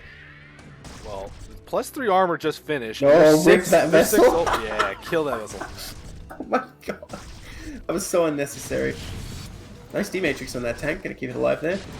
Oh, Dark Swarm too late. Dark Swarming nothing. Okay, so by the way, about the upgrades, Borisu kept up pretty well here. Both players on +3 now, except Well, actually, Zerg is on +3 melee, so these Ultras are fully upgraded. They can definitely put the hurt on these Marines, but I mean, how many are there? Okay, now there's a few. Yeah, I saw 6 in the production, so there's at least 6 of them. Pounding them, though. Finally going to go through. Marines distracted. Here comes the Scourge. All the way into one vessel, though. Could have been split up and done more damage, but still, there's a lot of melee units. Quite strong as they move forward here. Finally, Borisu has to back up a little bit as Quad has enough muscle to finally break out of here. And he's breaking out here in quite a good spot, right? He's got 5 bases. Could start that 6th at the bottom right at some point if he wants to. These Irradiate's doing a lot of damage to these Ultras, though. And here's the thing, the defense is really strong, both the National and the 3rd. I mean, look how much bio is at the 3rd. This would be a disaster if Zerg attacked any of that Dark Storm, which is exactly what he's doing. These Irradiated Ultralists trying to come across the map, but they are hardly even going to make it there, let alone succeed in the attack. And Firebat's slowing down just a second longer, and yeah, they'll just get instantly destroyed here. Medic's trying to come to support. I mean, yeah, look, Borisu's defense is strong, even if his economy is weak. What? There's drones just going to the bottom right. There's no hatchery here yet. They're just making sure that CC doesn't land. But yeah, up to 56 drones, of which probably only about 45 are mining, but still. And yeah, the Natural as well, very strongly defended with these bunkers and tanks. Defiler's not coming across the map to swarm. Defiler's all sitting back around the bases. How many Defilers do you have right now? I think there's like 10 Defilers on the map. But none of them are at the Terran base. So, like, you see how this game's going, that Borisu is just really turtling up, just playing that never die, like, I'm just going to annoy you, and, like, you can make your own mistake and kill yourself kind of thing. Quad's going to have a lot of resources, but is there a play you want to see that might be able to, like, there's been so many raids, so, like, probably not Guardian, right? We haven't really seen No, not Guardian, certainly not. Haven't really been used. Is it just more Ultras if they're camping? It's just more Dark Swarm. All he needs is Dark Swarm, because at the 3rd, there was nothing to stop Dark Swarm. There's no tanks, there's only one Firebat. If he just brings a Defiler with Ultralink Force, he'll bust that no problem. Now look at that double dropship coming out again. I'm not sure where Borisu can possibly drop. And look at that hatchery being built under the CC up there. Everywhere is extremely well defended from drop, unless Zerg like repositions some forces. I don't really see this drop doing anything, but Borisu's going to go for it anyway. I can't believe he still doesn't have a co-ed ops. He's changed, man. He's sold out. Yeah. Oh, whatever vessel gets taken out the Natural. But looks like Zerg did see those dropships. The Scourge looking for them, but they changed course, but they'll be spotted once again. Uh-oh. Yeah, Wait, was he actually going to take out those bottom right hatcheries? Are you kidding me? I mean, it looks like there's no units to defend this. This is going to be enough force to clear those out, so that's a decent move. I don't mind that at all. I can't believe he just like zigzagged his way and found the one undefended spot on the map. He's going to land his own CC now, because he can block that with medics. If no lurkers or defilers come, I mean, you can hold that off. Dropships need to get out of there, though. Yeah, these Lings are not going to be enough to stop this, that's for sure. No, and that hatchery does get finished. A couple Ultras are going to come through. Is that going to be enough? I don't think so. Down to 100, and the hatchery does go down. Doesn't get he just lifts up. Nicely done. Oh, gosh, this base is not as defended as I thought. If he drops behind the minerals, he can potentially do a lot of damage over here as well. But he might drop right on top of the lurkers at this rate. Or he's just going home. That's fine, too. Oh, no, he's going for it. Spore doing its damage, but I mean, he'll still get a lot of Marines out here. Ooh, this could be dangerous for the Zerg. Okay, Dark Storms the drones again, so he's going to be fine here. But I mean, Borisu can just pick up again. This drop at least being a great distraction for Borisu while he mines. Oh no, he leaves the Marines behind! Wow. What happened to No Man Left Behind? Those dropships, cold-hearted. Just leave him there to die. I mean, maybe it's that iron or some kind of peace tree. Get them into some Dragoon bodies too. No, I don't think so. I think those dropships just lost their nerve. Like, oh, there's a spore here. What if Scourge are coming? We need to get out. I'm sorry. Well, we see something being attached to a science facility, so finally we're going to see some more late game tech. Borisu getting into a little bit of the funkier stuff as we're getting pretty late in the game here. It will end up being battle cruisers, which he's got a lot of money. I guess that's good, but like battle cruisers are legit in TVZ. Don't say they're like not a good decision. I mean, look, they're usually best when you're already like ahead and putting the Zerg under a lot of pressure, but they're not necessarily bad because you can really go harass the Zerg a lot. I mean, look at this bottom right base. That gas is very easy for battle cruisers to pick off without going over ground where like Hydras can get them. Well, so I they mainly can just be an asset. Yeah, I agree. They definitely can be pretty useful. It's actually some of my favorite TVZ does use battle cruisers. I like the way they get played, but I think slowing down this army as Quad gets more of the map like this, and you have to do a big focus attack, I think it's just opening the door to some kind of potential counterattack over maybe your third base, which you really need to hold now that the Natural's maxed out as well. Yeah, like I was saying before, you just need one Dark Storm there and bust it, but look how many tanks Breeze over his army. If he sieges all these up and then Ultras try and attack, they will get splattered. In fact, that's exactly what's going to happen here. Well, they do get caught sieging a little, but I mean, that's enough tanks. They will decimate these Ultralisks. Marines doing their damage as well. Nice D-Matrix. Oh, wow, really good D-Matrix. The Scourge coming in, getting a vessel, but I mean, he wipes up the Zerg army that attacked there. Wow, that tank even going to survive. Oh, more coming. Damn, Zerg has a lot of stuff. But he's killed it all, and I mean, what's stopping this base now? There's a Defiler there, but there's no lurkers for it. The Marines still up. Are they going to get that Nidus before anything comes through? But is there even anything to come through? More Ultralisks appearing at the bottom of the ramp. Darkstorm goes down, but it's actually not protecting anything. Gets the Nidus. These Ultralisks, I mean, okay, they're going to take out these tanks, but I think they might be weak enough. Oh, but Ultralisks actually hatching repel Borisu's forces here at the last possible second. Damn, it really looked like he was going to break through there. It just... Quad had too much stuff. Nice, so powerful, so much money, and especially Quad now has the top left base, going to have access to 2 more gases if he wants it. Borisu's bank is starting to slowly whittle away as he invests in these Valkyries. It's a lot of money that, after losing all that army like that, this is like, did you want the Valkyries now that you've lost all the ground force? I think that could be a good supplement, but like, on their own, like, so I can just focus on dealing with them, and they have tools to do that. Look, I'm going to say if Borisu doesn't take this 4th base up at the 9 o'clock, there's no way he can survive in this game. And I don't think he even has a CC there. Now, speaking of CCs, there's still that one over at the bottom right that can't land. It hasn't been attacked yet. But yeah, Borisu needs to look at securing 4th base somehow, or else I don't know how he's going to continue in this game. I'm just saying, that CC is so far away from Borisu's everything, that's an infested command center the moment Quad wants to do it. There's no way to stop that from happening. Yeah, you could come in with infested Terrans and blow Borisu up. That'd be pretty sick. Look at these battle cruisers heading straight to the top left. There is a Hydra there, but one Hydra does not do much. Really needs Plague and Dark Swarm to deal with these battle cruisers. That's a lot of Ultras being built up, though. This 3rd base may be about to be busted. I don't know if they could get in the natural... Man, that's a lot of Ultralists, though. Oh my gosh. Yeah, I don't think Here we go. I don't think this is gonna be the move you're going for. Lurkers, unfortunately, will not be able to shoot their spines up. 3rd base gets a lot of attack, missed Starve it with a lot of Ultras. Holy crap, so many units in here. Not a lot of defense like what we saw before, so I don't know if you're gonna be able to hold this one off. The bunker is doing its damnedest because it's still not even But it's gonna take like 5 minutes for that bunker to shoot down these guys. Yeah, but look at these Ultras. There's they're like 2 glitching out. They have no and 2 idea. Marines in that bunker. There's only 2 Marines in there. Like, no, it's done. Battlecruisers are still doing their work in the top left, but I mean that's Bruce's only mining base. He can try and make a desperate stand here, but I don't see how he can win now. Well, he's gonna come in and get some irradiates. CC survives, of course. Well, he's gonna irradiate all of these Ultralisks and kill them with battlecruisers as well. Oh my gosh, the damage going down from those stacked irradiates. So a bunch of Scourge connected on the BCs on the top left during all this happening. So both sides taking some big damage on their big expensive units, but these Ultras still alive, still being annoying, and that shut down Borisu's mining pretty much entirely. There's like 3 patches at the natural now. That's all you got. Yeah. He needs some kind of plan to retake this. Now he has units he can move up and like retake that ramp. Well, that guy not going to survive. He could potentially land this CC again, but I mean, he'd just be preparing for the next wave from Zerg. And look at this, a lot of Scourge being made here, ready to take out these battlecruisers over at the top left. Spores even being built. Needs Yamato to deal with that. Oh, but the Scourge are coming. That's dead BC. Boom. Oh, he's gonna get that Spore though. Good for him. Oh, but there's so many Scourge coming. Yo, that is a lot.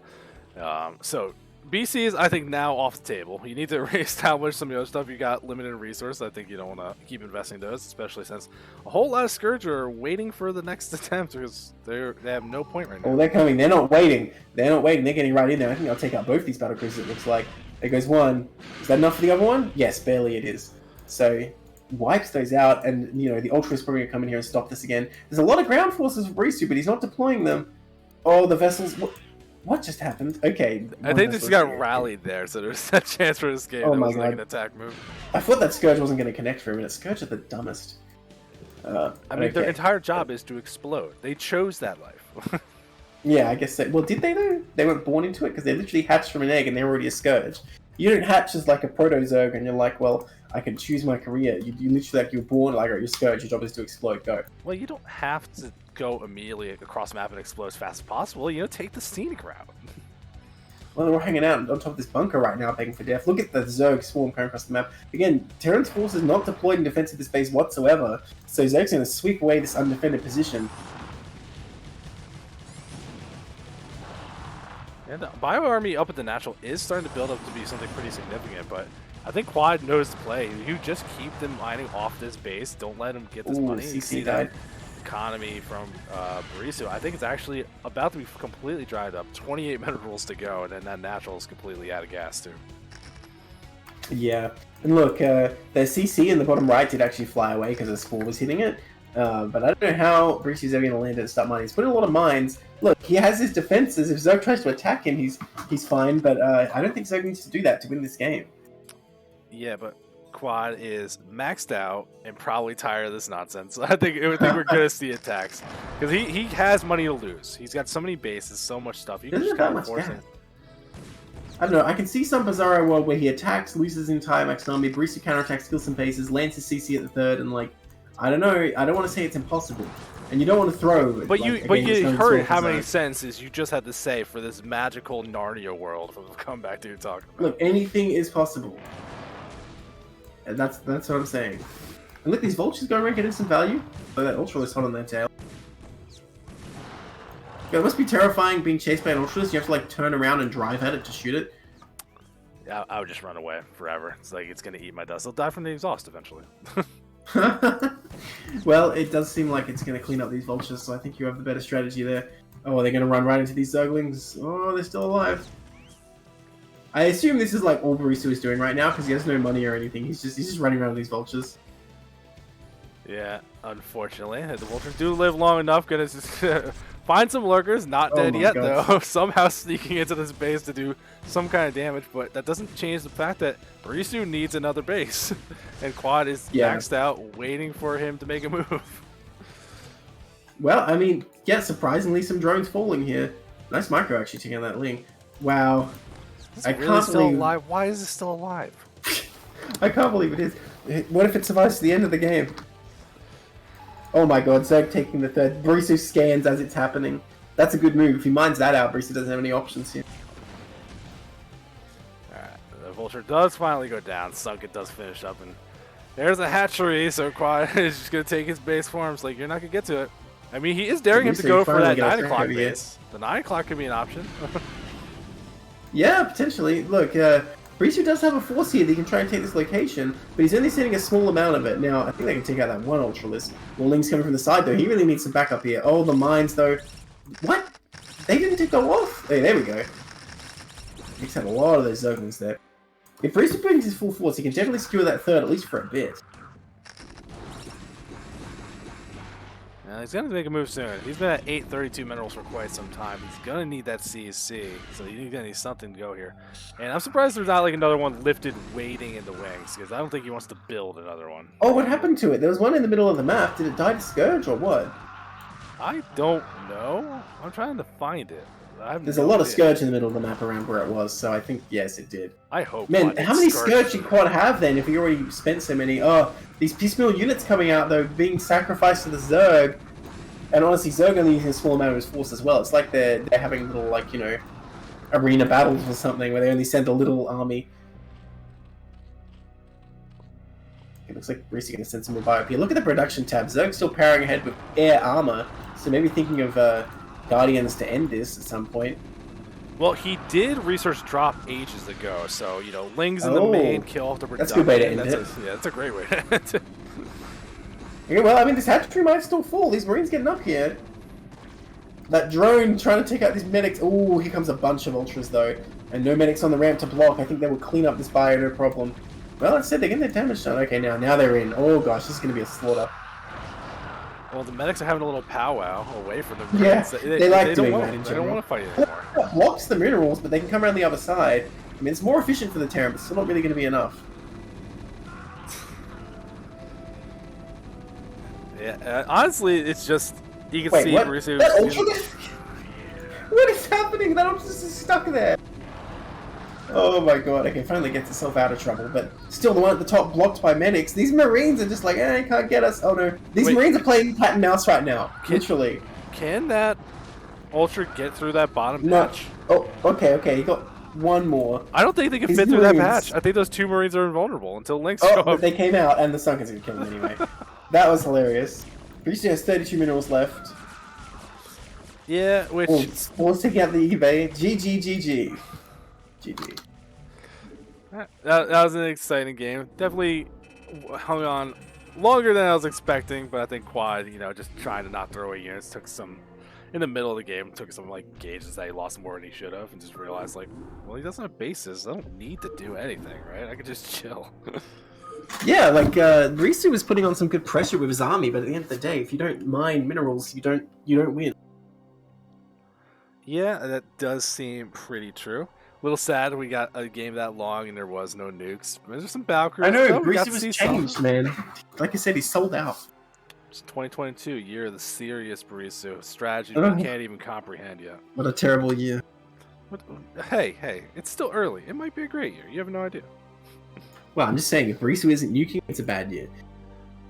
What if he comes up with something better? He just starts using What could be better? He uses medic blind aggressively in cheese or something. In TBZ? Sure, why not? I guess he could If blind you, overlords and then the Wraiths come in or something. there you go. You blind the overlords. That could just be ghosts, but not for. I got nothing. I'm sorry. I mean, that's what Artosis does, right? He runs around with ghosts and blinds overlords, but only when he's already won the game. Sounds fantastic. That was the end of Group 22, though. We're going to step it up, bring the skill level just up a little bit, get back to some more reasonable games, not Borisu and his slugfest of nonsense. We're still on Eclipse, though. We're going into Group 33. We're going to get started in our next game moving forward with a balance and MCSMUSH. This should be exciting to see. Excellent. And anyone, if you just tuned in a little bit later, I pitched it earlier, but just to reiterate, we got some things other than casting coming up in the near horizon. Preseason is done, but that doesn't mean CPL is done for the moment. We're going to have a little bit of a break, but that just means we're going to have some coach show match stuff. That should be on March 12th. We're going to have a team reveal stream where we also confirm the map pool. That'll be on the 13th. And then I believe the following weekend, there's going to be a King of the Tiers tournament, little tradition that we end up doing that. We just have everyone before teams, like it's your chance to just play in a little tournament for a day. It takes a little bit of time, but it's still pretty good experience. Gets you warmed up for playing a little bit competitive against the people in Discord. Make sure you're in Discord, listen to the announcements. You'll hear everything you need to know about all of that. And just keep playing while we're getting the season ready for you all. Let's go. Group 33, LEOTHELION. Excited to see some more games, and so am I. On a lot of clips, of course. Still on Eclipse. Did they do it? Yes, they did. I'm not watching Pink versus Pinkish. Going in the top right. In the blue Zerg, it's Balance SC. And in the bottom left, in the red Terran, it's MCSMUSH. I kind of want to leave it on Magenta versus Pink just for the experience, but I guess I'll actually be able to see what's happening. Yeah, I mean, you're not the one like doing the observing and stuff. I feel like on matchups like this where there's gonna be mutas, maybe drops, maybe vultures and stuff, I don't want that similar color. It's easy to miss stuff on the minimap, and I already struggle with that enough as it is. Yeah, definitely. I mean, at least it's not a mirror matchup, right? Imagine it was ZVZ and it was like that, like, oh. In fact, we've had some, haven't we, where they didn't go top versus bottom and we were just like, oh god, how do we tell? When Lings are fighting, you're just like, oh. The black versus dark blue boys, you freaking edgelords think are so cool, you're giving us nightmares. You know, probably the worst is when mutalisks are fighting and the colors are not distinct, because, you know, the colors are only their wings, whereas Zerglings, at least their whole body is the color. Yeah, it's a problem you're never going to have to experience, but when you have similar colors, Zealots versus Zealots and Carbot is a nightmare. I actually have to play teal versus red in that matchup. I can't handle if I'm not doing it. I'm just trying to imagine how you would possibly tell. Look, Carbot, I guess it's quite harder in Carbot anyway, right? Well, like all the stuff, there's like the glowing side blades, so you got more accents. But when they're similar colors, it's all cartoony and flat. There's no like dimension. It looks very similar. Looks a bit. Well, as we all know, Carbot gives you a straight advantage though, because you can see lurker eggs. Remember? Yeah, no, it's great. It feels good, man. Literally cheating, pay to win.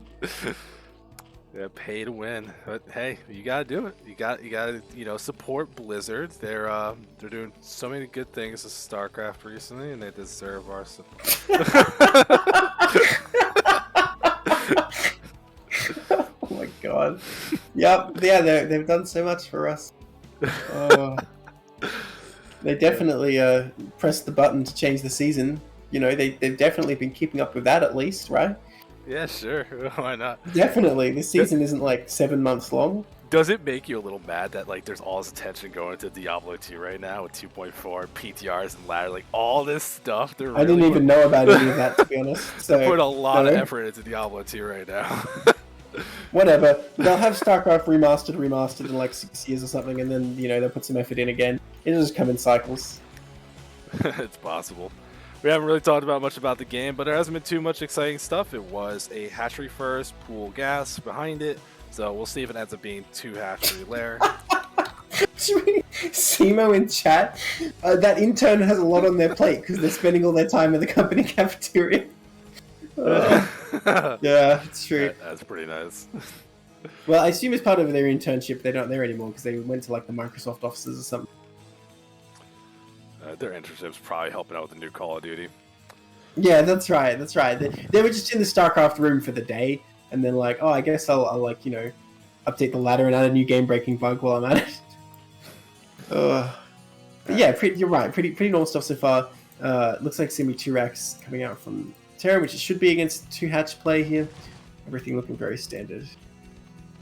Yep, the SCV stayed quite alive, so it knows exactly what's going on. Staying past that half a point of lair, so if you're expecting lurkers, you can start looking for that Hydroden now, but shouldn't be expecting any of that soon. It is Academy before eBay, as you would expect yourself to get. And the CC on the low ground, I feel like I'm used to seeing a bunker in a lot of these when they're doing this, but I think if you have your scout, he knew that's not even under threat. Exactly. As long as you keep that alive, you don't have to do that. The thing is, voluntarily leaving the Zerg base doesn't really sit right with me. And as you go for this little push, which honestly I don't like when you don't have the Lings, the SCV in position to see if more Lings are being made, because his thing, okay, he does just rescue the SCV. I was going to say, if he pushes across, but Zerg just hatch like 8 speedlings, he'll kill all his Marines, and Terran is in a terrible position, but he does pull back. You just want to save that little SCV. Which, look, if it was me and that SCV comes back to base with 5 HP, I'm like, you didn't do your job, son. You're supposed to die in that Zerg base. Get back out there. See, how are you going to tell me that I'm propagating, like, Zealot turning into Dragoon and this whole lifestyle, and you're telling me, like, you didn't succeed if you didn't die? Well, here's the difference, right? You're saying those Zealots are going to, like, die for Aya, so they're, like, some like, nationalistic, like, thing they're doing, but in Terran's case, they just either A, force them / brainwash them, or B, pay them. I assume SCVs get paid. I mean, how much would you get paid to go get killed by bugs? I would not, but that's the thing. The SCV doesn't know that that's what's going to happen. You just pay them to go on the Zerg base, and then what happens after that is what happens. This is some big Starship Troopers energy, man. I'm not buying it. Do soldiers get paid in that, though? I don't think they do. Except with citizenship, obviously. Yeah, there's a reward. Alright, so move out coming across here, looking like a pretty good stim timing. Little Link counterattack, but it's not very many. It's probably not going to do much. No 5-outs coming up though, which honestly is customary. You build a couple of 5-outs after to stop this kind of thing. Just going to go for a couple of SCVs here. I mean, okay, gets one. You're going to get a Marine as well. This is getting quite annoying, but the attack is continuing. And the Sunkens did not even start. I think this game's going to end very quickly here. Like, I just don't see what else is going to happen. He's going to stim, he's going to kill these Sunkens. The game's over. I'm sorry, but there's nothing else to say. Yeah, no units coming back here. Muta's on the way. We're still pretty far. Here goes that stem running forward. Sunken's about to finish, but not in time. Remember, they lose the health when they finish, so it's extra soft and easy to kill. Oh, these drones. Pulled, but, it's a firing squad. So much damage. That's like StarCraft 2 drone murder right there. And that's it, GG. Well, I'm glad we spent that whole game talking about Blizzard, because there wasn't much else to say at the end of the day. Yeah, unfortunately, this is the kind of matchup that can end so quickly with, miss one sharp timing. It's to get a little scouting info, try to get a little too greedy, not making units, and fortunately, we saw exactly how badly you can be punished for that. Well, I think he just got distracted by his 4 links, just didn't start his Sunkens when he totally could have. Like, it was just regretful. But I would say at this tier, I kind of expect you. Sorry? I was gonna say we've all done that though, where it's like, ooh, I got. Well, those of us who play Zerg. Well, I mean, I've done that with like Zelda stuff. It's like, ooh, got in. Ooh, I'll kill some workers, and I just like forget to make a cannon. Yeah, fair enough.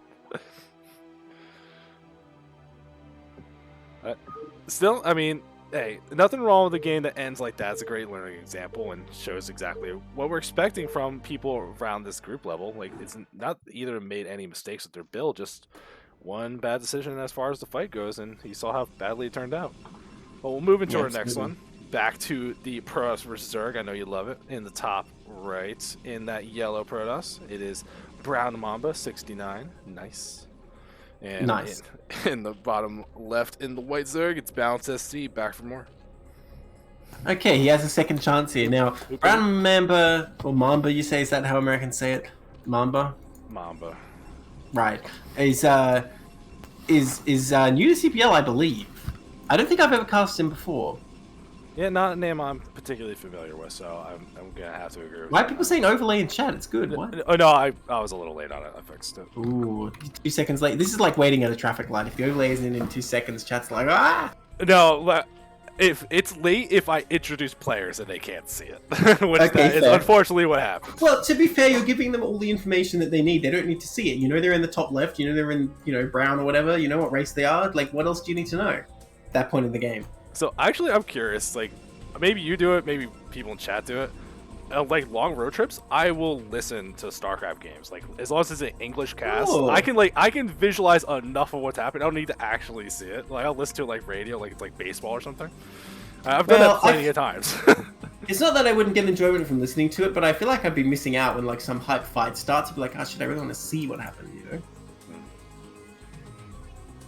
Pro coming up in here, he took the roundabout route to avoid being scouted. As a scout, the last thing you want to do is be scouted, I guess. Gonna see that it is pretty normal here though. No 9 pools coming up today. It seems like one of these days I want Zerg to make a stand and go 4 pool here. Drone heading out a bit early. Okay, that's the scout. This one will be for the expansion. And so begins the cat and mouse game, the dance. What's another word for it? The battle. Whoa. Yeah, who's chasing who here?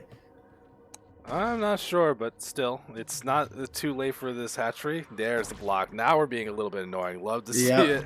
As Protoss, this makes me feel real good. Does get down a little bit late, no big deal.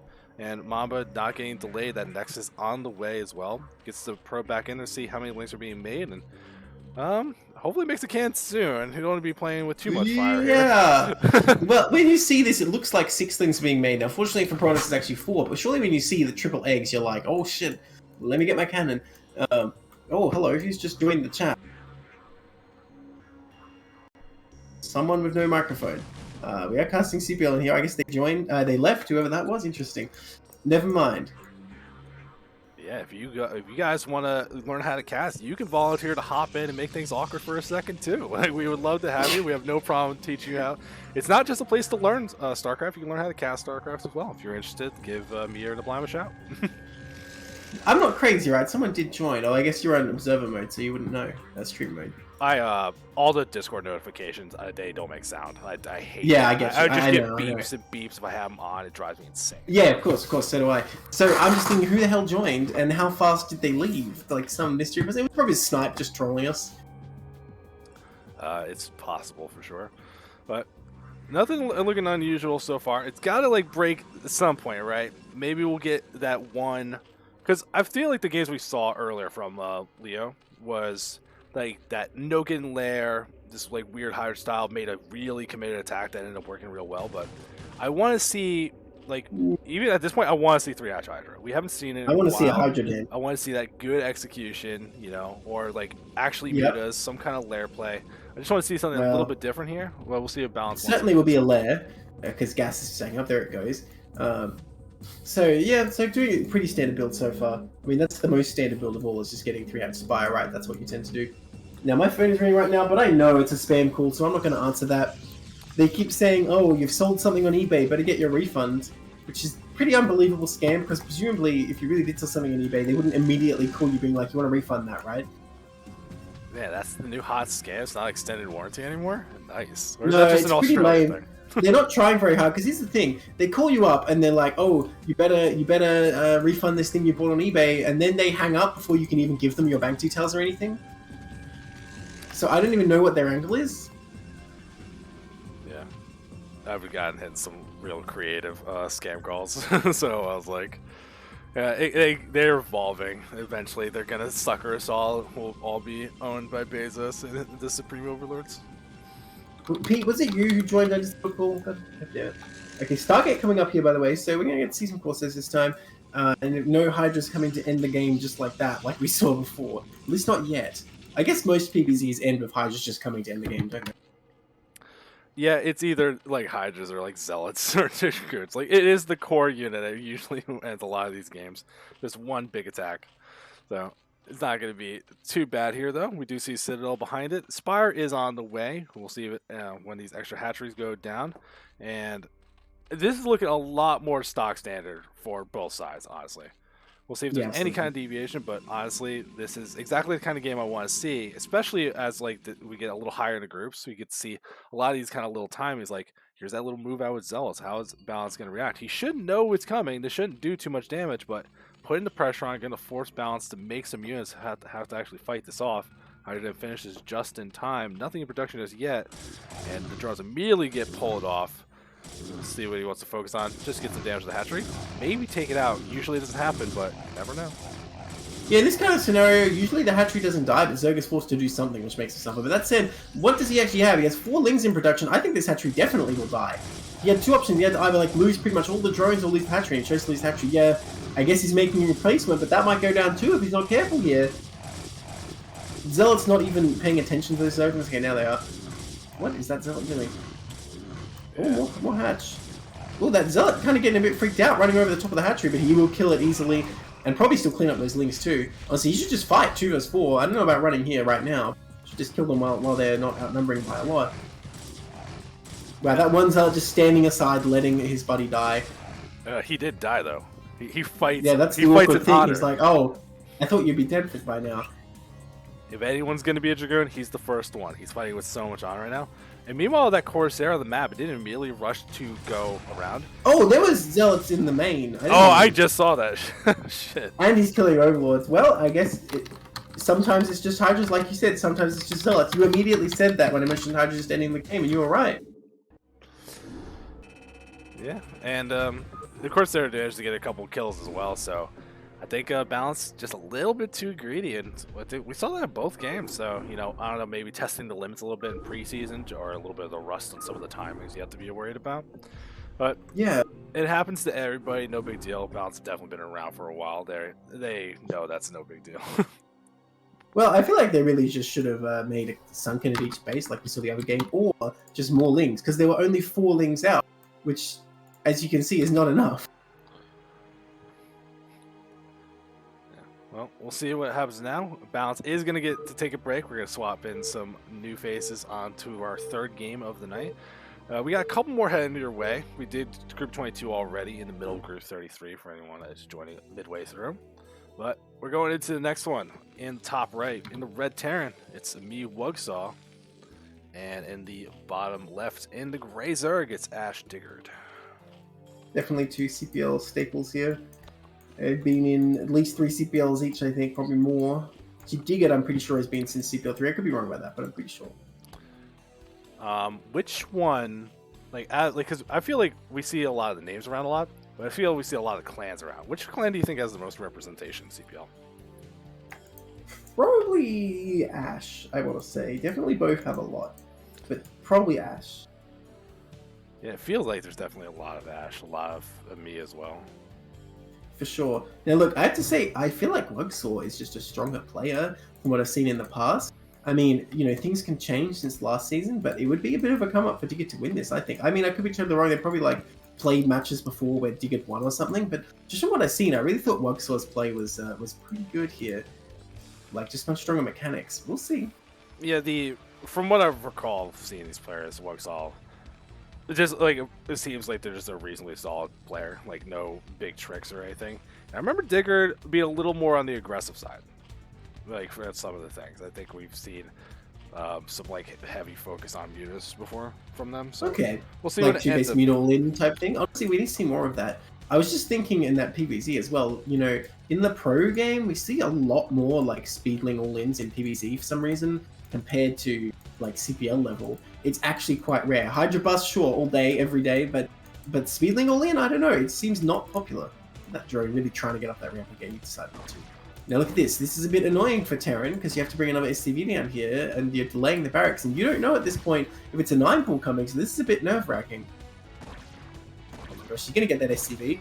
Oh my gosh. Oh, he's gonna kill it. Oh, one more. It's on 5 HP. Come on.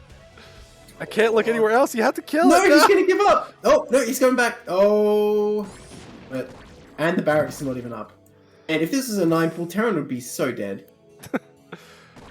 So is that the main reason we don't really see that low ground barracks kind of stuff on a map like this? Well, it's fine versus 9 pool if this doesn't happen. Versus 4 pool, it's like auto loss is the main problem. But versus 9 pool, you just get the depot down and you can block and you're good. But look at this drone coming in again. I'm not so sure about that because you see this on the low ground. I mean, with that second depot, you can check the CC timing. I don't know if he really needs to come in here and check this out. But he sees there's no gas, which is what he really wants to know. So he knows it's just a barracks expand. And it looks like so going for pretty normal 2-hatch here as well. Yeah, I think before that wall gets closed off, because that's something you see a lot when there is some kind of wall that does tend to be, I want to buy a little bit of extra time. That might be some kind of mech transition of stuff, you know? The hero drone gets gunned down. I wasn't sure if to call him a hero or a murderer, but I settled on hero at the last second. You're a betrayer to your race and a shame to the Terra people. I'm not sure what you would say. If I said he was a murderer, you'd say that's Terran bias, though, wouldn't you? Yeah, it's fake news. He didn't murder anybody. SVs aren't even real. It's a video game. Come on. Wow. Wow. Yeah, I got a question. How come, like, most Terran, like, combat suits and stuff explode? Like, obviously Marines just kind of fly apart, so I assume they just have, like, a lot of, like, hydraulic tension or something. But, like, Firebats, SCVs, like, they just blow up. Vultures, why do they explode? They're all mechanical, man. It's like a Gundam suit, this thing. Like, look, it has a glowing, reactors to pilot it around. If it explodes... These are just, like, jets, though. Like, why do they have to blow up like that? Can't they just, like, fall apart or, like, eject the pilots? I mean, haven't you ever watched a movie where they shoot, like, a propane tank? That's why they explode. Yeah, I don't know. I don't know if it'd be that easy in real life. I've seen Jaws, but I have my doubts. They Mythbusters that. That is not a real thing. So how hard did they try? And I assume at the end they were just like, alright, we're just taking like a fuse and blowing it up now. Oh, this SCV not going to get in. You know, Terran a bit in the dark here, not having an SCV in the Zerg base in this period, but I'm not going for any all-ins, no Hydrogen here, so kind of not exploiting that, unfortunately. Just going to be getting a Spire in a minute. Oh, okay, never mind. That is a little late. I have to say, that Hydrogen is a little late, but he'll still be able to get some lurkers relatively soon. And of course, there's not a Neblime cast when it criticizes the building placement. What is this eBay? What is this? What is this eBay? It's in the middle of the base, man. What is this eBay? It's not going to be near any turrets. It's blocking barracks. Like, I don't know, man. Actually, wait a minute. He went eBay first against 2-hatch. That's a bit hairy because no, he's got the academy. No? Yes, he has it now. I thought you had it for a while. Well, actually, no, wait. Which did you get first? I can't even tell. Either way, you're supposed to get a second barracks here because you can't go out and put the pressure on 2-hatch play if you don't have that second barracks. Now, he scans, sees it's going to be lurker, sees no Hydra's out yet, so probably it's a notion that's slightly delayed. Now, he moves out with his tiny force, and here's the problem. Like, you only have one barracks up until now, and the Ling's just like, okay, don't mind if I do, and heads straight in. Ooh, that's not great here. Oh, gosh, these poor SCVs. Just trying to do the Marines turn around, which is quite unfortunate for Terran here. Because if you turn around, you know you're going to be behind, where there's no chance of counter damage. And honestly, there was no sunken, there's only creep colonies at the natural, so if he steamed across the map, he probably would have actually done damage here, but now, Zerg's the one doing a lot of damage. Oh gosh, he pulls all these SCVs down. This is actually too bad for Terran. Yeah, unfortunately, it is. This being very disruptive here, delaying that factory, not bad at all. That one barrack's not completed yet either, so... Not really what you're looking for here. Lurker aspect about to finish up as well, but oh my god, Hydras weren't made to move across the map. I think got distracted by how much damage these lanes could do. Is delaying that the follow-up from the lurkers, so at least small victories where you can get them. Yeah, here's the difference between these two players, right? Because even though WUGSAW has committed a mistake here and Digger did excellent damage just now, we can see that WUGSAW's macro is just more solid.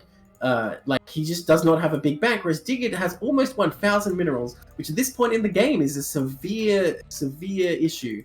That even though it looks like Digguard is... Yeah, it looks like Digguard is outplaying him, but in reality, I mean, like, he's kind of outplaying himself. Yeah, I mean, we'll see what ends up happening, though. A lot of links still on the map. WUGSAW is going to have trouble moving out on the map, especially after all the damage, so they're going to be just... chilling here. Now, when lurkers show up, this kind of wall at the front, is that, like, that's bad, right? You don't want to deal with any of this? Or is it going to slow the lurkers down enough where it's actually okay? I mean, if he has marine range, he's fine here. Losing the depots kind of sucks, and this is another reason I never wall, by the way. It's not great. Terran's not like, oh good, now my depot's buying time. It's kind of like, well, this sucks. But I mean, it's just 2 depots. You can rebuild that. As long as he has marine range here, which I believe he does, he's fine. Yeah, I believe he got both the academy upgrades, so he should be good. Okay, and tank's coming out already as well, so I think Terran's gonna be fine here now. Zerg is actually going for like a Defiler rush here, I believe. Or no, wait, okay, they did get a 3rd base actually. Never mind. In which case, I don't know how I feel about this from. Oh, that poor Overlord. He was just an innocent bystander. I don't know how I feel about this play from Zerg because they're gonna have a pretty weak defense as soon as vessels are out. Terran's gonna be coming across with a very strong push, and Zerg going for this 3rd base has not committed everything to his forces. So I really question going 2-hatch lurker at all if this is how you want to play. Yeah, but think about the mind games. WUGSAW did throw out a scan at the 3rd base you would expect them to take. Nothing there because he put the hatchery at a different one. So you're representing a very different state of game. I don't know if it really changes what Terran intends to do because all that lurker. Oh my gosh, he gets away. Because even if you did think Zerg was 2 base, you're still pushing to the natural in both cases. Because like if you go all the way out to the 3rd, you can kill it, sure. But honestly, you should just be able to kill Zerg. I feel like once he comes out with a 3 vessel 1 sides, 3 tank 1 vessel push or something like that. Now again, the marine count is very lacking though because only these 2 barracks have been up and they haven't been working very well. So I don't know about this now. WUGSAW is starting to build a bit of a mineral bank of his own, but he has been supply blocked. That's the thing. He could have replaced the depots while they're under attack, but he did not. So unfortunately, that's disrupted his marine production a lot. Yeah, and unfortunately, still no depots in production. So, no, they got finished up earlier. I think. I apologize. Finally, they did. Yeah, they just finished you looking. That's why it looked like. Yeah, like the more it looked, they finished up. It's like, no, this makes like I'm saying something that makes sense. Unfortunately, no, I'm just an idiot. It happens to the best of us. All right, the hive is complete. Defiler mount on the way. Terran needs to break out before Defilers, but I fully expect he'll be able to do that because the vessel is coming up here. One of those tanks is very injured. I wish you'd repair that. Now, that said, again, I know I said it just before, but given the marine count is low, it makes it a lot more difficult for Terran because how are you going to protect these tanks from Zerglings? Such a small bio army coming up here. Now, that said, Zerg's army is pretty weak too because they went for this 2-hatch lurker. They don't really have too much going on at this time. More hatcheries coming up as well, but I don't know. I feel like DIGGURD needs to make some forces or he's going to get smacked by this tank vessel push that's about to come out. Yeah, I mean, he's trying to add on the hatcheries now, work through that middle rank. He's been building up for quite some time and has a lot of gas now at this point as well. So I'm curious what is like, is this going to be like ultras reasonably soon? Because Consume hasn't been started. We don't see defilers as I say that because of course that is how it works. It was like, I was watching the production tab. It was like exactly synced up. You said Consume hasn't been started, Consume starts. There's don't see defilers, defiler starts. Like it was perfectly timed. But it's too late, I think, to stop Terran at least getting a good position on the map here. He's not going to be able to push in now. And look, like Terran's going to take out these lurkers pretty quickly. Needs to bring the bio up, though. You don't want to lose these tanks on their own. Bio getting a bit behind you. Okay, keeps it together. And yeah, now he's on the push here, and he's going to be able to position himself in front of the Zerg Natural. I think pushing to the 3rd would be a mistake, because you really need to cut off most of the Zerg forces. No Nidus yet. Look at that one lurker just morphing over here. Little, very oblivious how much danger he's in. But Terran not taking this opportunity to move his army forward. He's hanging back. And this is giving Zerg a chance to bring his defilers across the map, which may be very bad for Terran here. Finally, the barracks count increasing here as well. Yeah, and I mean, warriors go down, and we do see the defiler in the middle map. Consume about to finish, so this is... His life's about to finish. Oh, no, he got away. I cast a curse that, didn't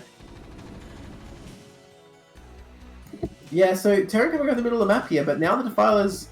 Wait, where are they? I thought I saw them. There's Oh, there it is. Yeah. Yeah. I had eyes on it. I lost it. I don't know where it is. You won't believe where it is. You won't believe these top 10 defiler positions. I don't know. Oh, it's like near the ramp to the Terran. Defiler flank, do it! If it had plague, this would be sick, but it does not. It doesn't even have the energy for a swarm, so it just runs away, somehow surviving. But now it's not backing up the Zerg army. I mean, if he doesn't get a swarm down here soon, Terran's going to keep pushing forward. Lurker in position. That's a lot of Zerglings, and Terran, like I was saying, with not that many Marines, but if you're able to reinforce now this production's up online, this army will be formidable. Radiating Lurkers, that's the benefit of not actually using the Defilers, as Terran might waste their energy. And look, finally it's coming up. There's a lot of links here. 2 more come up with no energy. That one egg is doomed. Adrenal on the way. Alright, here we go. The swarms are finally ready, finally in position. It's happening. Can't be stopped. Nice little slow move as well. Tanks aren't sieged up or anything, so WUGSAW can easily kind of get out of here. I don't think Digger's going to be able to really force this fight as much as you probably would like to, but it's still going to slow things down. Another radiant goes down, so one of these defilers, there's two of them, so whittle down the forces the best you... Wait, is that two? No, lurker. Yeah, that's one defiler, one lurker. But a counterattack going on here. Looks like WUGSAW trying to take the third, I would say a bit preemptively, and well, he's going to be able to intercept this little Zerg army actually and clean it up. But no CC is going to be going down location just now, I don't think. He needs to already at least defilers more than anything else. There goes one. Honestly, if he sieges up, I don't think Zerg can really advance anymore. That's enough tanks that even under Dark Swarm, you can't really advance those lurkers because they will get decimated. But I thought it was going to be a plague. No. And look at this, Marine's actually in position in front of the Swarm. Oh, not quite, barely. Man, he really needs to utilize siege mode here. I feel like he could have stopped this push already, but unfortunately, once that lurker gets burrowed, you got to wait for an irradiate or wait for the Swarm to run out, whichever sooner. And they're looking like they're adding on that Spire now. These vessels starting to become a pain, so making sure Scourge are an option to help deal with them.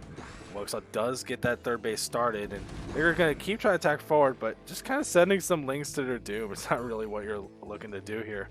As you can see, that mineral bank, Digger's still having trouble going through this, so we haven't seen ultras or any kind of move towards something like that. Maybe when Spire finishes, we'll see if that ends up being something else instead, but I think WUGSAW, as fragile as it could have been earlier on, held on long enough, really kind of getting comfortable with all these vessels. And more radius going down, and these defilers keep getting eliminated. Try to look for a spot to get a swarm. Not quite as far as you need to go, unfortunately, so I don't think you're going to get too much use out of that. Well, what is there to put under it? Lings are okay, but as you can see, Marines have a much easier time pulling back compared to Lurkers.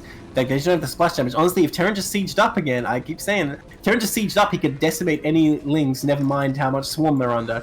So many Hydras here, but I don't think he has any Hydra upgrades. I always tell people, though, in coaching for Zerg, that if you don't have upgrades, first Bio, Hydras are just free money for the Terran. Okay, he's gonna morph Lurkers now, but this might be the worst possible time. If Terran just moves forward a little bit, Terran is getting those bunkers, man. Okay, there we go. And yeah, now those things aren't doing anything. Oh my god, if Terran doesn't move forward... Okay, he sees them. Terran, please. Oh gosh. He needs to get over here and siege up these tanks and just like one-shot all these eggs. Where is the siege? Man, I have to say, WUGSAW just hates siege mode. He researched it, but I don't think he's used it even one time.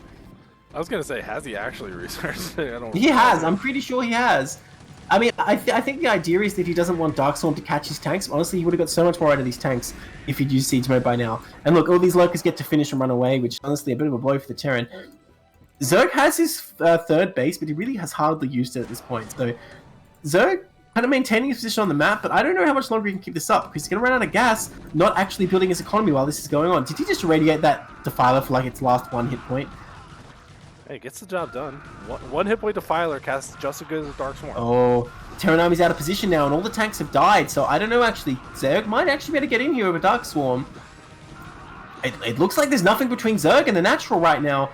Still some vessels around to clean some up, but all the tanks having fallen, there's no real way to stop these Lurkers from moving forward. All the medics trying to fight on their own, the Marines out of position. I'd like to see a whole bunch of Firebats come out right now, because Terran is really in a very dire situation. Oh, and here come the Lurkers. Well, the Lurkers are... Here come the Lurkers, I said. Okay, good. Okay, they finally burrow. You're going to start getting the kills down. Terran needs to stop that Defiler! Oh no, this is the Defiler. He needs to kill him. Uh-oh. Yeah, that's exactly what you don't want to see. Darkstar on top of the bunkers. Really going to be able to move forward. There goes an irradiate to at least slow things down a little bit, but Plague is done. You can start working towards Plague and some of this bio as well. Defiler dies, but reinforcements show up. Some things get distracted, picked off, but this is just constantly moving a little bit more forward for Digger. A lot of reinforcements keep going, but this is still, like, not really using that third base. Still a pretty low draw count. WUGSAW is taking a lot of damage here, but if he can hold on, Digger might burn himself out trying to attack here and then give WUGSAW a chance to get right back in it. Yeah, I think you're right, but I feel like a lot of damage can potentially go down here. If Digger just moves forward a little more and gets that natural, it would be pretty much irrecoverable damage for the Terran. Even though he hasn't mined for it yet, the fact that the third hatchery is up at least means he can easily start gearing that up. Now, this Vessel Cloud is going to clean this stuff up, though. Like you said, he did make a Spire, but hasn't used it yet. Decent play, but I feel like just trying to Dark Storm his way forward would be a better play in this time, because he's so close.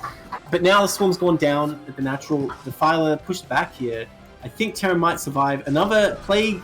Defiler, oh, doesn't quite get it. I think he was going for the Vessels there. Nice Dark Swarm there. Yeah, just trying to do what they can here. Lings are fighting mostly out of the Dark Swarm, though, so DIGGURD, like, again, try to attack forward, but without these extra legs, he has Hydras not morphed into anything just yet. Everything at the natural actually gets cleaned up. These Darkstorms try to do what they can, but it's just not that much force for DIGGURD.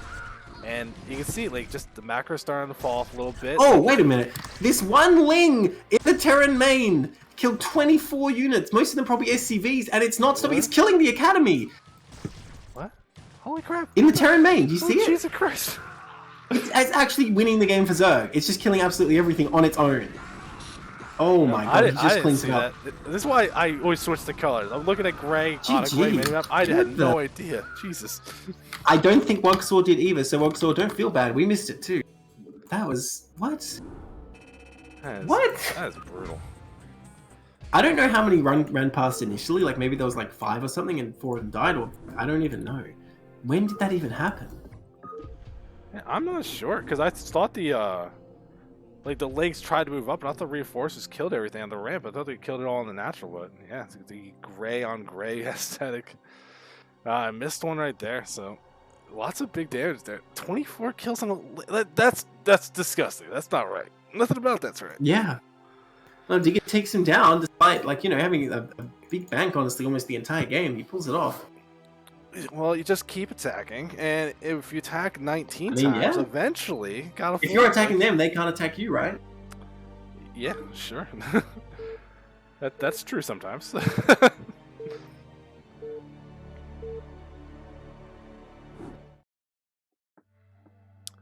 Well, we're going to our next one. I'm not making that mistake again. We're going right to red versus blue again. All right. WUGSAW is going to get that revenge tour, possibly. We'll see how this game goes instead. In top right, in the blue Protoss, it's BROWNMAMBA, back for their second game. And in the bottom left, in the red Terran, it's the me WUGSAW. So yeah, do you like lose Zerg and then take out your revenge on Protoss? Isn't that the storyline? Everyone takes out their revenge on Protoss? Everyone's angry at them all the time? Excuse me? That is not the storyline whatsoever. Protoss is like, Zerg need to not exist and start like burning Terran planets with a single Zergling on them. No, I mean like the competitive, like the meta. It's just like, I hate Protoss players. No. They're the worst. Oh, like the Artosis meta, but let's not read into that. Hey, he's your Bastion. He's the avatar of your race. Don't say that to me. That is a very rude thing to say to a person, to be honest. I disown Artosis on behalf of the entire Terran race. That's fair enough, though. But I do believe this is our first PvT of the night. Yes, it is actually. I'm so excited. I haven't seen this one in a while. There's a lot of chance for shenanigans on this map. If you wanted to be a little cheeky early, you could definitely get something done. But if I think both sides get to that spot where Protoss on their 3 base, Terran gets their 2, or if you think Terran gets to 3 base and you start really kind of expanding to that big game, like, I would like to see that, because I have trouble trying to figure out what to do with like arbiters on this map, like what paths to take, how to really get the maximum value out of them. So seeing players at a higher level than how I play would be nice, but it's like you could proxy gates in the main. There's so many good spots. Proxy robo. You can be pretty aggressive because it's a 2-player map and the distance isn't that long. So there's a lot of flexibility to see BROWNMAMBA especially feels like doing on this map. Well, here's the thing, right? The third base is actually the hard part for Terran on this map. Getting across there is like pretty far from your natural. It's not really the most favorable terrain for Terran. So I feel like that's the most difficult point. But if Terran is able to do that, the 4th base is not hard, and splitting the map is very easy. You can easily get to that top left. You can just like wall off this massive ramp. So if Terran does get the 3rd, I feel like from there it's kind of all downhill for Terran. As in easy, not as in it's going to get bad. Sorry, you know, it's like walking downhill is what I'm trying to say. It's all downhill, easy coasting. That's what I mean. We'll see what it ends up being, though. Cybercore finishing up. As this matchup tends to be, it's the most boring openers possible. This is the kind of game where we could have just talked about anything else and been completely fine. There was a cancel. Didn't see what that was. That got canceled. There was? On space. Oh, what the hell? Yeah, I guess. Why? What? I didn't see that. What the? I'm so confused about that. It's probably nothing too terribly important. Factory start, pulling guys out of gas, so indicating that early expansion is what we're expecting here.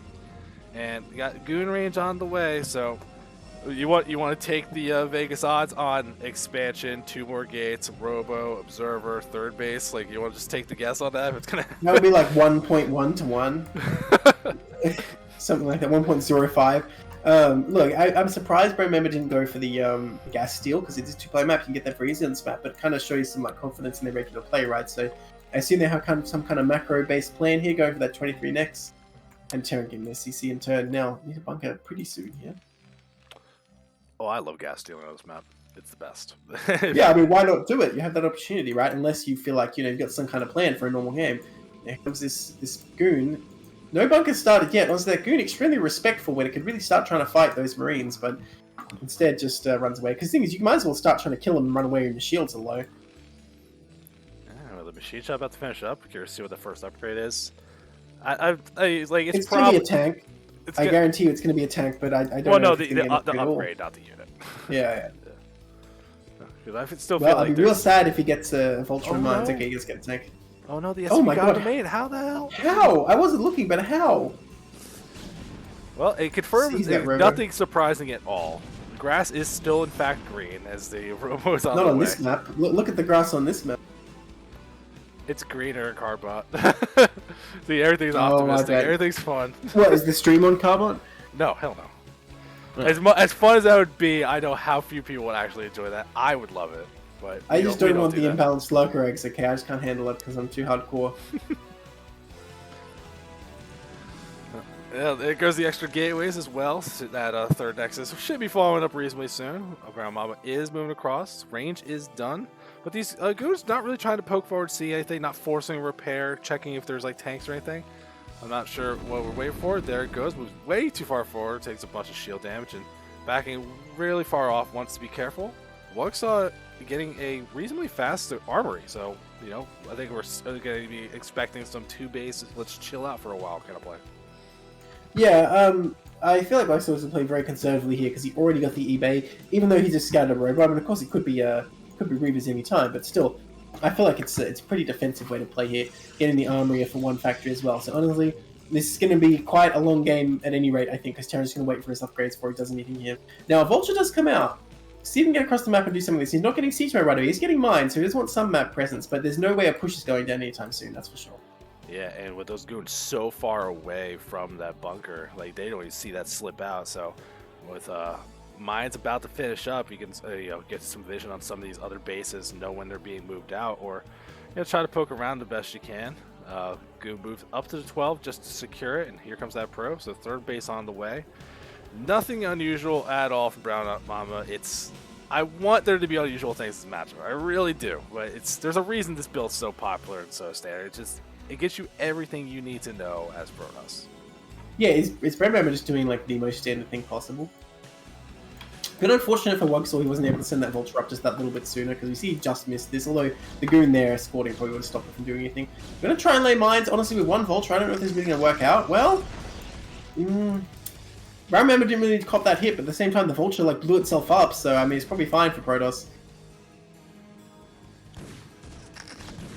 Ooh. Okay, these Vultures not being used the most efficiently, kind of just being thrown away, hardly even laying any mines. Didn't even lay any mines in the bottom right while he was there, so honestly, that's not good at all for Terran here. He's not going to be able to slow Protoss rate of expansion unless he makes even more and delays even more tanks here. Yeah, if mines in the bottom right bases, just to get an idea, force them to get cleared before an expansion, I think that's really would have been helpful, but unfortunately, not going to happen here. The Observer gets on in, sees the CC being made, factories being added on, so as BROWNMAMBA, you should know you're safe for a while, so what's the reaction going to be? Oh, that's the my perfect man! reaction. This is my man! Let's go! Wow, I assume you're showing people this on stream and I need to narrate. Yeah, we're going carriers! We got time? Let's go carriers!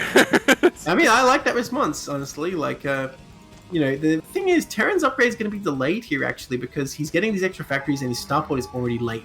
He's going to not have enough gas, I feel like. So, I mean, that makes carriers even better. As good as upgrades are in a ground fight, they're even more critical fighting carriers. If you get +3 Goliaths, I mean, it helps a lot. +2 even when the process low upgrades can be very effective against interceptors. But Terran's upgrades can be very delayed here. Yeah.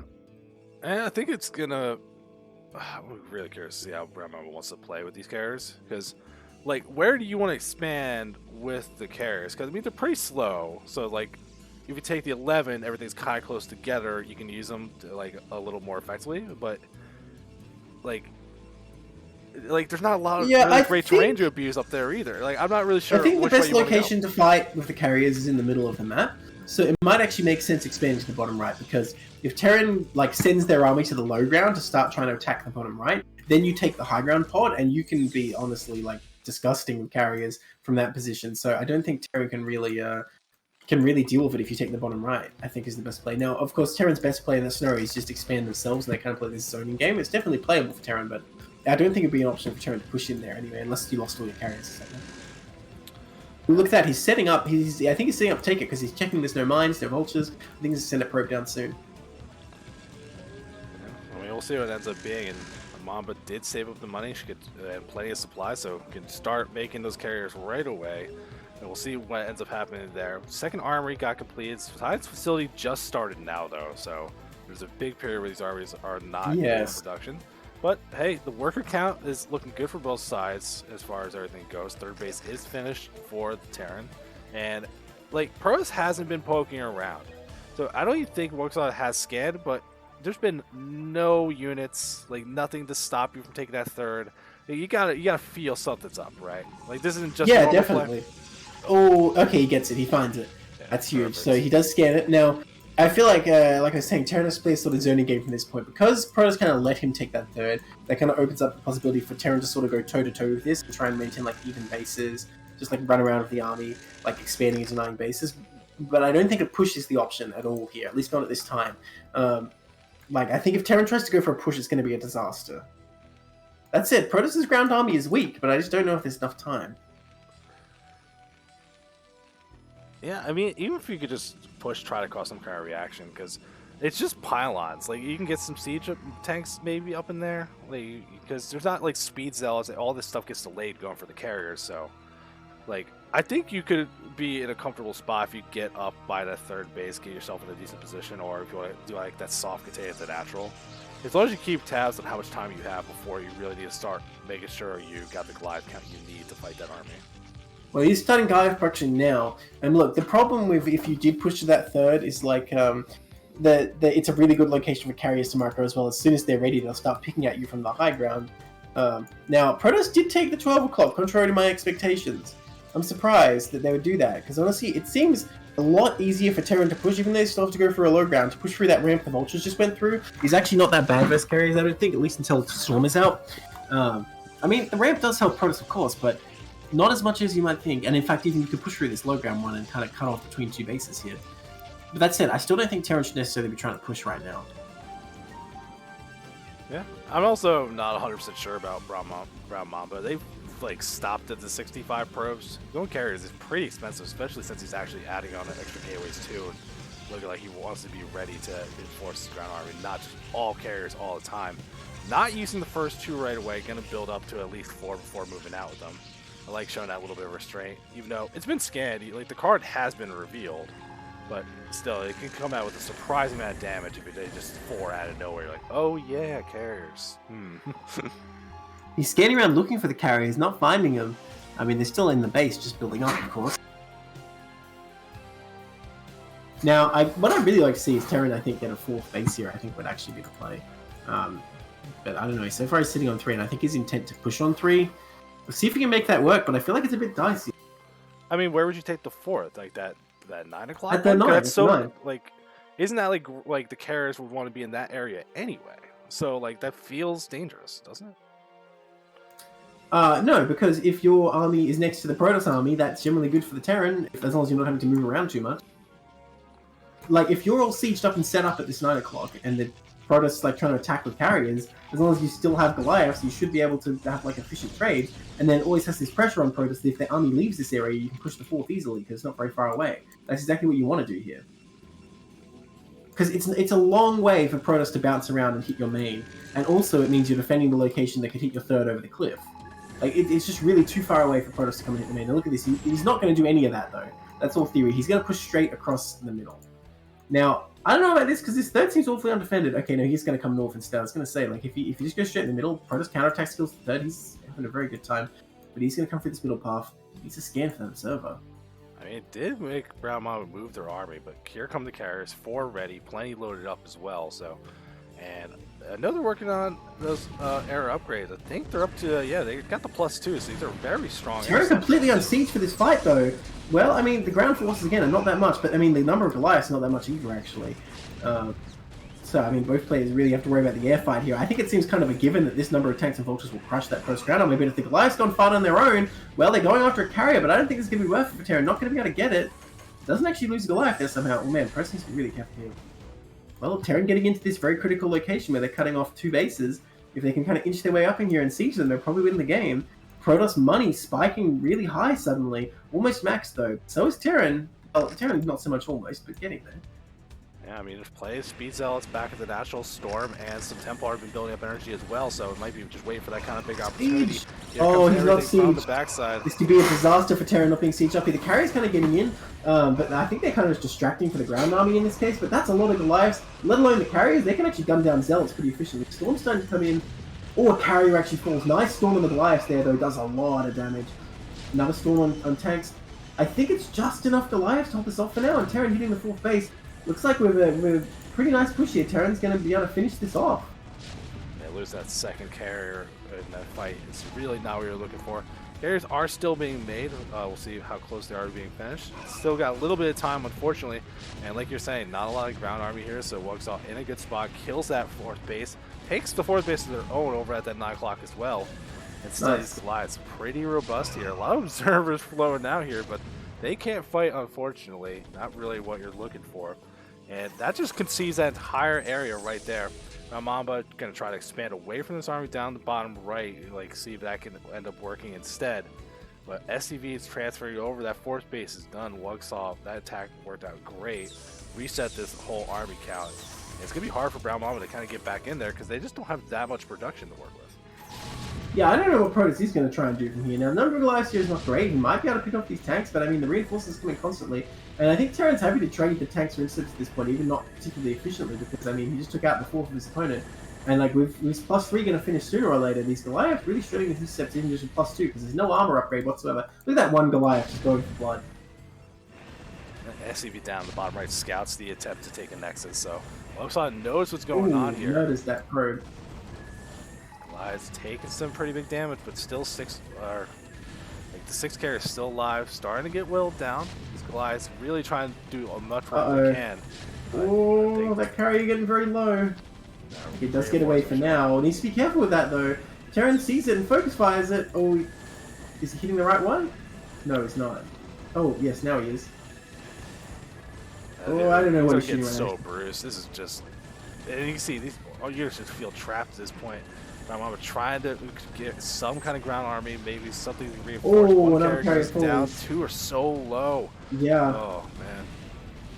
Yeah, I mean, he's just killing all the pros while this is going on, by the way. The carrier is trying to fight as best they can, but they're not even really slowing the Terran down. The number of Goliaths is low, but the carriers are weak. I mean, even if he clears up all these Goliaths, how many carriers is he going to lose in the process? Another one about to fall. 2 fall at once! Only 3 left. Looks like Terran's taking the dominating position in this game.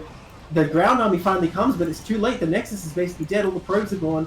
Is he focusing that Nexus? Yeah, looks like it will go down. One more tank shot, and it goes down. So it looks like Protoss cleans up, but at what cost? It's too late. Yeah, losing 2 bases there. All the units gave it reset. The bottom right base did get seen. Reinforcements did go down. There was 1 tank trying to pick at it, but didn't actually get it. But that buys time for WUGSAW. He feels comfortable taking the top left base.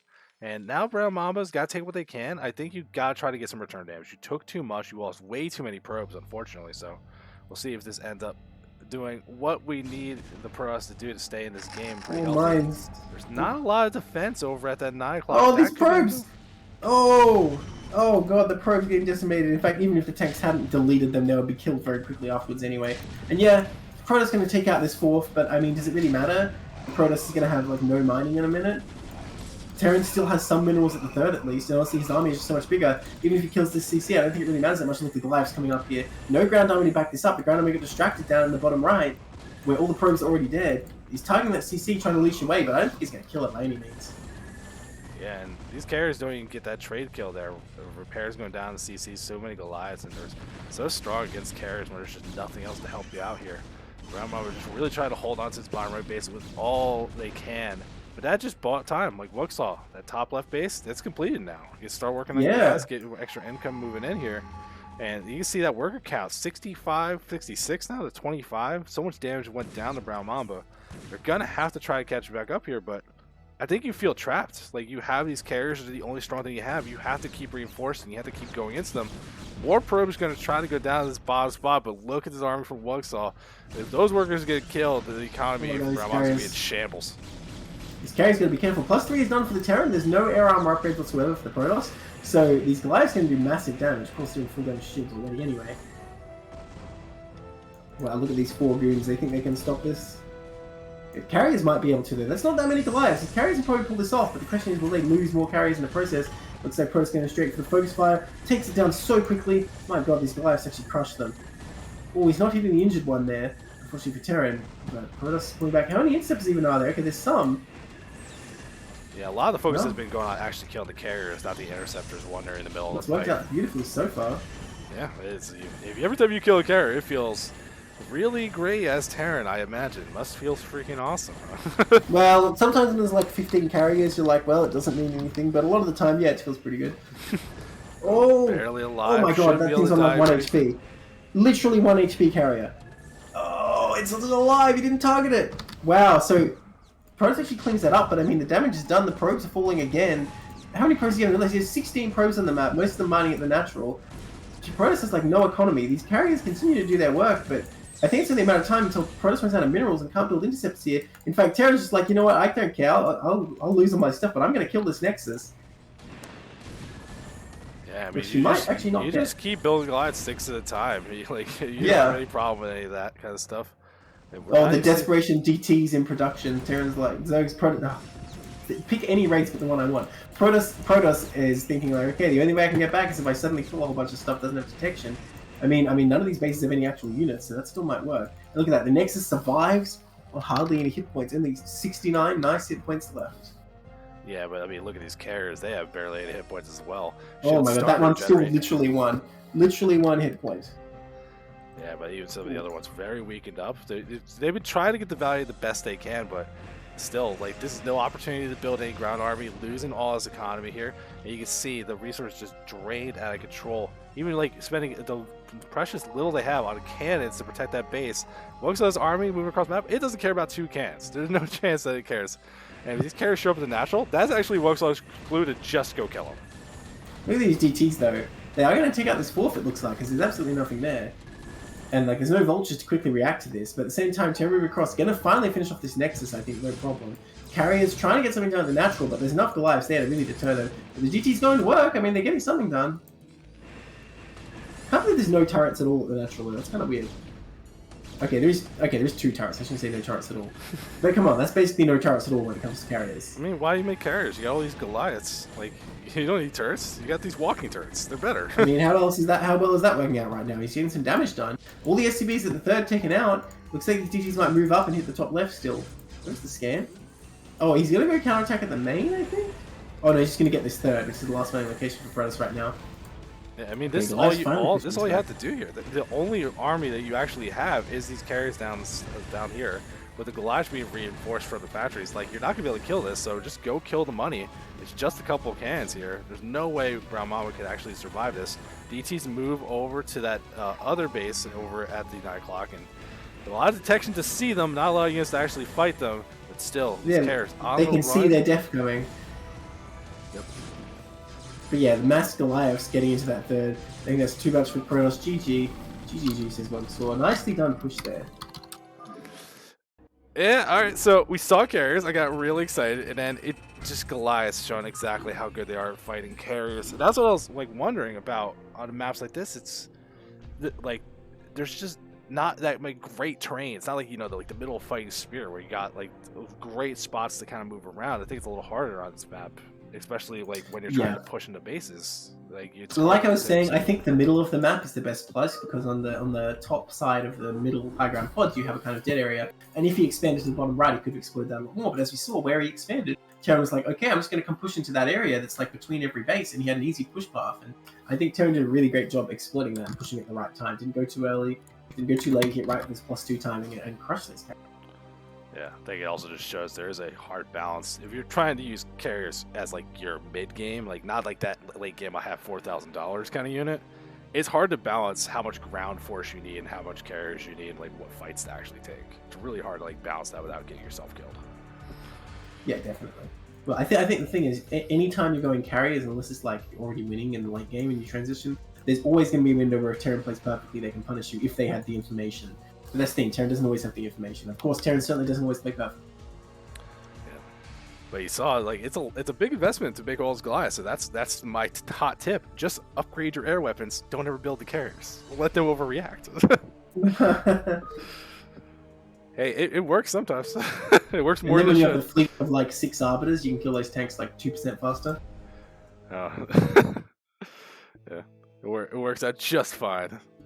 We're going into our last game of the night, though.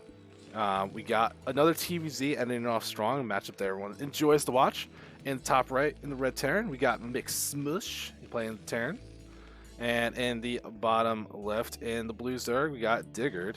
So MCSMUSH was marked purple on the sheet, so there is some kind of race pick. I guess from what we've seen, it's probably for TVT. Yeah, I mean, that's what most people do, huh? I mean, hey, you saw TVT yesterday. It was pretty good, right? Have you changed your mind about TVT?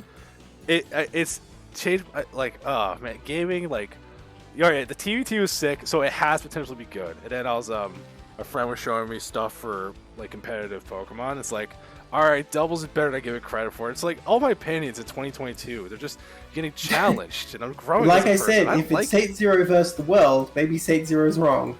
Never. I'm always right. To address WUGSAW, we're not casting our game of the group for preseason, especially, you know, we're going to have some time to go through things, but I'd rather get more people, like a game or two here, a little bit of exposure. We can always hit the stuff we don't get later, but there's 45 groups, 2 weeks of stuff to do. So Yeah. we're not trying to, like, destroy one group, especially since almost no group has all 10 replays uploaded. You know what I mean, look, a lot of the time the games are just not occur, but also people are missing them. So, we just want to try and give a snapshot, I suppose, of a cross section, if you will, of CPL preseason. Not so much trying to get every game casted, because that is not a task any human can accomplish. Yeah, and besides, then I get a little selection. I can like cherry pick some matchup stuff, kind of balance out like some of the durations and things. You know, just make it like a nice little night of it while we get to see a whole bunch of players. The way we're doing this, you basically get to see 10 different players play, usually once or twice. And it just ends up being a nice little fun, casual kind of format. Haven't talked a word about the game yet, which is completely fine because these openers, Nothing's guess happening. what? It's Don't dead. worry about the game. Let's stop talking about the game, talk about other things still. If Simo's still here, I want to see those like marathon-style casts he's doing, but for CPL preseason, can you do all of that? Because that would be a true challenge. You know, he casts for like 7 hours or more straight, doing like all the RSL games. It's insane. Yeah, I remember that first season you and me were casting together. Like we had one that lasted till like midnight. It was like a 6-hour session. I wanted to die, and then I basically had to go straight to sleep, straight to work. And at my job, I talk a lot anyway. And there was a cast the next day. I was so angry. I was I've done an 8-hour angry. one. I think I'm not sure who it was with. I guess it wasn't with you, huh? It was one of those tier 2 groups in regular season that year we had. That season that we had huge tier 2 ones. I think that was the 6-hour one too, because I remember that. Yeah, it might have been the same season. Honestly, they might be blended together at this point. So they do, right? But yeah, like that whole like, all right, we're doing like a best of 25 with 11 tier 2 games. Like, God, dude. It's so easy to just set that as like the staff's like, you're not the ones casting it, man. It's so much. Okay, something's happening here, by the way, at last. Okay. Zerg is going for link speed before lair. Now, Terran's got to be getting suspicious at this point. Where's the lair? Because you should know there's 2 hatch. It should be coming up around 3 minutes. So there's 2 possibilities. Okay, he does get it at the natural now. Either it's a Lingolin or he got a 3rd hatchery somewhere. And given the gas timing, I think he assumes it's Lingolin. Now, we'll see if Terran is cognizant of that. Not getting a bunker just yet. SCB's still alive here. Now, the funny thing is, the Zerg is just making a lot of drones too. So maybe it's just, I don't know, a style thing. But it kind of sets Zerg back because you really want those Mutalists as soon as possible. I mean, it could be another one of those things that it's like, if that SV stays in the main, speed finishes, it dies. Yep. It never goes to the main, so it doesn't see when lair gets started. So you know if you are playing dark, like is it 2 hatch or 3 hatch? Is it a third base? Like what's really going on? All you know is that there's link speed, and if you really wanted to deny some scouting, you know that usually leads to you not having to do anything too crazy. Your opponent playing in the dark and playing something a little unusual, you can force them to do something wrong. And we are seeing Hydras on the way, so 2 hatch lurker, the return. We're seeing it again tonight, and I don't mind it. I love these lurker builds. I'm glad we're seeing it more often. Okay, but this Hydrogen is late again, and the lair is late too, so this is kind of doubly late, which could be decisive. Like, you know, 20, 30 seconds could make the difference here. In fact, Terran, we're going to come across to the stim timing again here, I'd wager. And, I mean, we saw what happened that other game. If you don't have the defenses, you don't have the defenses. You just die. Yeah, I mean, we also saw from the other game, DIGGURD, while, like, some of the micros of the fights are taking, the aggression worked out. The backbone, some of the macros, some of the economy balance was a little bit off. So this might be a part of that kind of going through. And look how fast as clean as this is. This is just a rush to the filers. We're cheesing it up, baby. Well, is he going to live that long though? Because there's no way defilers lurker's going to be ready, and he's just starting his creep colonies now. I mean, I don't know. Is this going to be just like that other game where I don't even have anything to say? Because I don't see what Zo's going to do here. He needs to put down like an Evo chamber to block as well and put all the drones. I don't see how he's going to survive. Couple lings on the way, couple hydras, but lurker aspect, no way it's going to be finished. Fire is bearing down. I would love to see this stim across the map right now because that would absolutely settle this. But he's not going to do it. How disappointing. But I think he still might be able to bust here. I don't know. These Sunkens might finish just on time. Just in time. Lurker aspect about to finish. No lurkers. So there's a time to morph. But 2 Sunkens. Taking some big damage. Those Sunkens are doing some pretty decent work. Oh, he didn't target that link. Okay, down, I was going to say 2 Sunkens, not quite enough. Finish the Sunken, please. Oh my god. Okay, these Marines targeting all the wrong things right now. But 4 survive and are doing their work, and it's not like mutas are about to hatch. 3 survive, and the medics, no, heal that Marine! Oh my gosh. This was tragic for the Terran, to be honest. Yeah, there was a big opportunity, but it did not work out. And now the medics just medics, like, they're going to come back home and tell the story about how we need to coordinate a little bit better on the attacks. Dude, if he stimmed across the map as soon as stim was done, arrived like 3 seconds earlier, he would have won the game by now. Oh, these poor medics. Poor medic. So when we see that kind of stuff, as an observer, we see everything on the map. We know exactly what's going on. How would you as Terran know to make that decision? Well, you have your scans by the time stim's done. So you scan the natural, you see what's there, and you'll know if the Sunkens are done or not. Oh, look, and a lurker's just running across the map. Well, not anymore. What is going on in this game? Oh my gosh. So yeah, Zerg does seem like they're going straight for the fire, like you said, but they kind of need to make some more like lurkers right now. I guess their lings are somehow winning the fight, though. This game is messy. And again, look at the money from DIGGURD. It's just like only 20 drones. Like it's 2 bases, now taking a 3rd and a 4th. All right, hey, you got the extra money? I guess throw down some hatcheries. Sure, why not? That's fine. Wow. Yeah, I mean, I guess if you're not spending it, that's for sure. But he didn't even take his 2nd gas, which is highly disturbing, to be honest. And, you know, as much as MCSMUSH has failed to kill his opponent, he's still, like, getting his stuff, he's getting his tech, and he's not contained right now. If he moves out and gets the space before Defilers are out, I think he's going to be A-okay here. The question is, will he do that? He is on a big supply block right now, though. Ooh. Just starts 1 depot here. Oh, no, there was a 2nd one? Where is it? Ooh, Rip Marines getting baited there. That's pretty value for the Zerg. Oh, I see there. Yeah, that is a bit unfortunate. Honestly, he has what he needs to move out and gain some space. He just needs to keep his bio together and fight as one, and he should be able to get some more space here. Because you don't want to get Lurker contained, because then the Filer shows up and then the game's over. Okay. Ooh, sees exactly the hive time finishing. He saw it. They actually transform. So perfect information. You know exactly what you're looking for. And when it's rushed this fast, it's actually only one thing. You don't have to worry about like, well, what if it's ultras? It's not ultras. It's I mean, there's no Evo chamber anywhere, so there's no way it's ultras. Because like ultras with no armor upgrades are actually like one of the worst units you can make. Now he's moving around the side here, going to try and backstab. Did Zerg see that? Oh, of course, the Overlord. Of course he saw it. He needs to stim here. He can take these lings if the fight goes well. Well, it looks like it does. See, Zerg takes his Q. He's going to counterattack. Or is he? Ooh, guess not. I think he's just waiting out the stem because while they're all moving, like the medics are not getting a lot of good healing done. So these are slightly weaker Marines. So if they force another stem, maybe that ends up being a fight you can take. A couple lurkers are here as well. So, ooh, is this hold lurkers? That'd be perfect. It should be. Oh, young Burrow. Oh no! Okay, they are forced to retreat, and Terran gets in the position he wanted to be. From here, he can deny any reinforcements and deny any defilers. Okay, gets a bit of damage done. But he does clean up all those lings. Actually, I mean, he can kind of take this fight. Okay, needs to be careful. They just cluster them with the medics. And the lurkers coming from behind. Needs to focus fire. Does not get one of them. There was no detection. Okay, both of them will fall, but I think he'll clean up the Spire. Well, Hydra's are pretty bad versus Spire. He's hitting the Defiler Mound. There's still one lurker left over. It's got to burrow. It's going to be able to clean this up. Well, is it though? Okay, Yeah, I guess so. Barely. If medics healed that good, I would be furious. just buff him like a little bit more, so they can out heal Ultralisks. Then I'll be happy. Oh my god, no. Look, I got a question at this point. How does medic healing even work? It's like the Zergling is like ripping his flesh out and is literally just packing more stuff in at the same speed. Like, I don't understand. We got drops on the way. It's the next move for MCSMUSH. Well, that's very strong against these lurker-based plays, but he has to defend his own natural, so how's he going to do that if he can't move out? I mean, the Zerg's getting in position now, this contain, and Consume is finished. I don't see how Terran's going to survive like 5 minutes more. This Defiler's going to arrive, which, wait, he did make a Defiler, right? He's got 4 production. I don't see the one with the gosh. army. There's plenty of lurkers here, though. Okay, you know what this is? This is like people who like, you know, oh, it's really cold. I'm going to turn the heat up really high, but like that doesn't actually make it get hotter quicker. Just because you didn't make the Defilers earlier doesn't mean making 4 at once is going to solve your problem. Hey, it'll solve your problem eventually. He's going to have siege mode, but one tank is not going to do it here.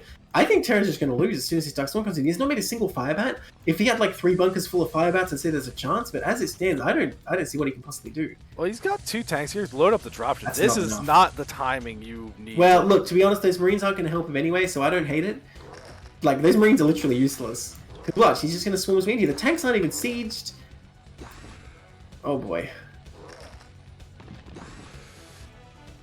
Yeah, I'm excited. I got the camera parked. Let's watch. Hey, you're going to see some blood? You're about to see a lot. Oh, those poor Marines. Oh boy. Okay, finally sieges up, but it's too late because the Lurkers have already run in and burrowed.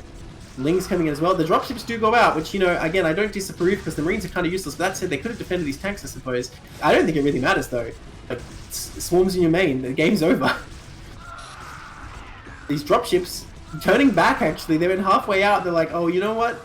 Actually, we do need buildings to be in the game, so let's come back. So many Zerglings streaming in as well. Yeah, but even with all these legs here, you don't even need Dark Sword. We could just kill stuff as they left him drop the thing, but you still got the Defiler, so you can still work with that. I think the Lurkers are still around as well. Oh, more Dark Swords. Nowhere to run, unfortunately, so. Yeah. Yeah, and it looks like as soon as these Lurkers get up there, but they're being blocked by that Defiler on the ramp, so I mean, I don't know, if Terran can somehow buy some time here. Okay, no, the path is clear. They're coming in a conga line of doom. I mean, once that's down, I don't think there's much they can do, but they're not even burrowing. Zerg just savoring in the moment, not rushing things. Okay, there we go. Now he burrows, and I think that's it for Terran. Even consuming more for another swarm, and yeah, that's going to take like too long to clear out. Wraith's coming out, but I mean, they can't do anything under swarm. In fact, even need swarm, there's too many Lurkers left. Those Marines can't really engage, and look, here they come. The Defiler not doing anything with full energy. Oh, it swarms under the mineral line, which is a nice move, but it doesn't really matter at this point. I mean, you're just casting swarm to cast it. You got it. You play a reinforced move across for Digger. You took his other bases. They're like, look, they're not doing anything. He doesn't even care. Yeah, he doesn't need them. GG.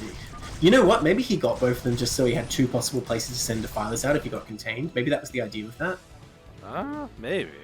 He was building another hatchery too in the top. Yeah. Well, that was an interesting game. I love watching Defiler rushes work out. Apparently, like it's like Lurkers are cool, but I could just feel how helpless that feels as Terry. You're like, well, why can't I shoot you? It's just foggy. Yeah. I could shoot into the fog. I assume the Marines are just firing wildly and like shooting each other the whole time. Oh, that'd be funny if it misdirected damage and you killed your own Marines. Oh my god, can you imagine? Yeah. Yeah, man, if you cast Dark Storm and don't send anything in, the Marines freak out and just start shooting. That sounds like it'd be a good time. But that is the last game we got for the day. We are casting tomorrow as well, aren't we? We are indeed at the same time, 6 p.m. Eastern. Nope. Later. Oh, sorry, 7 p.m. 7 p.m. There when we I said go. 6, I actually said 7. You didn't hear 6. Yeah. Nightcat is saying the bugs in Dark Storm actually absorb the bullets, but I just assumed no one could see. I thought that was the issue. I mean, it's a bullet. Like, what nightmare bug is like bullet hitting it just? Well, you know, you've seen like mosquitoes or whatever. Imagine a Zerg mosquito. I don't want that. No, not really thinking about that. But yeah, we're gonna be casting tomorrow. Groups to be determined. Neblime's gonna pick them up. So if you wanted to cast Group 16, I know everyone keeps saying it for some reason. So just keep throwing it at him. Oh like, boy, maybe he picks it. We don't know what it is. I'm not even looking. I make no promises whatsoever.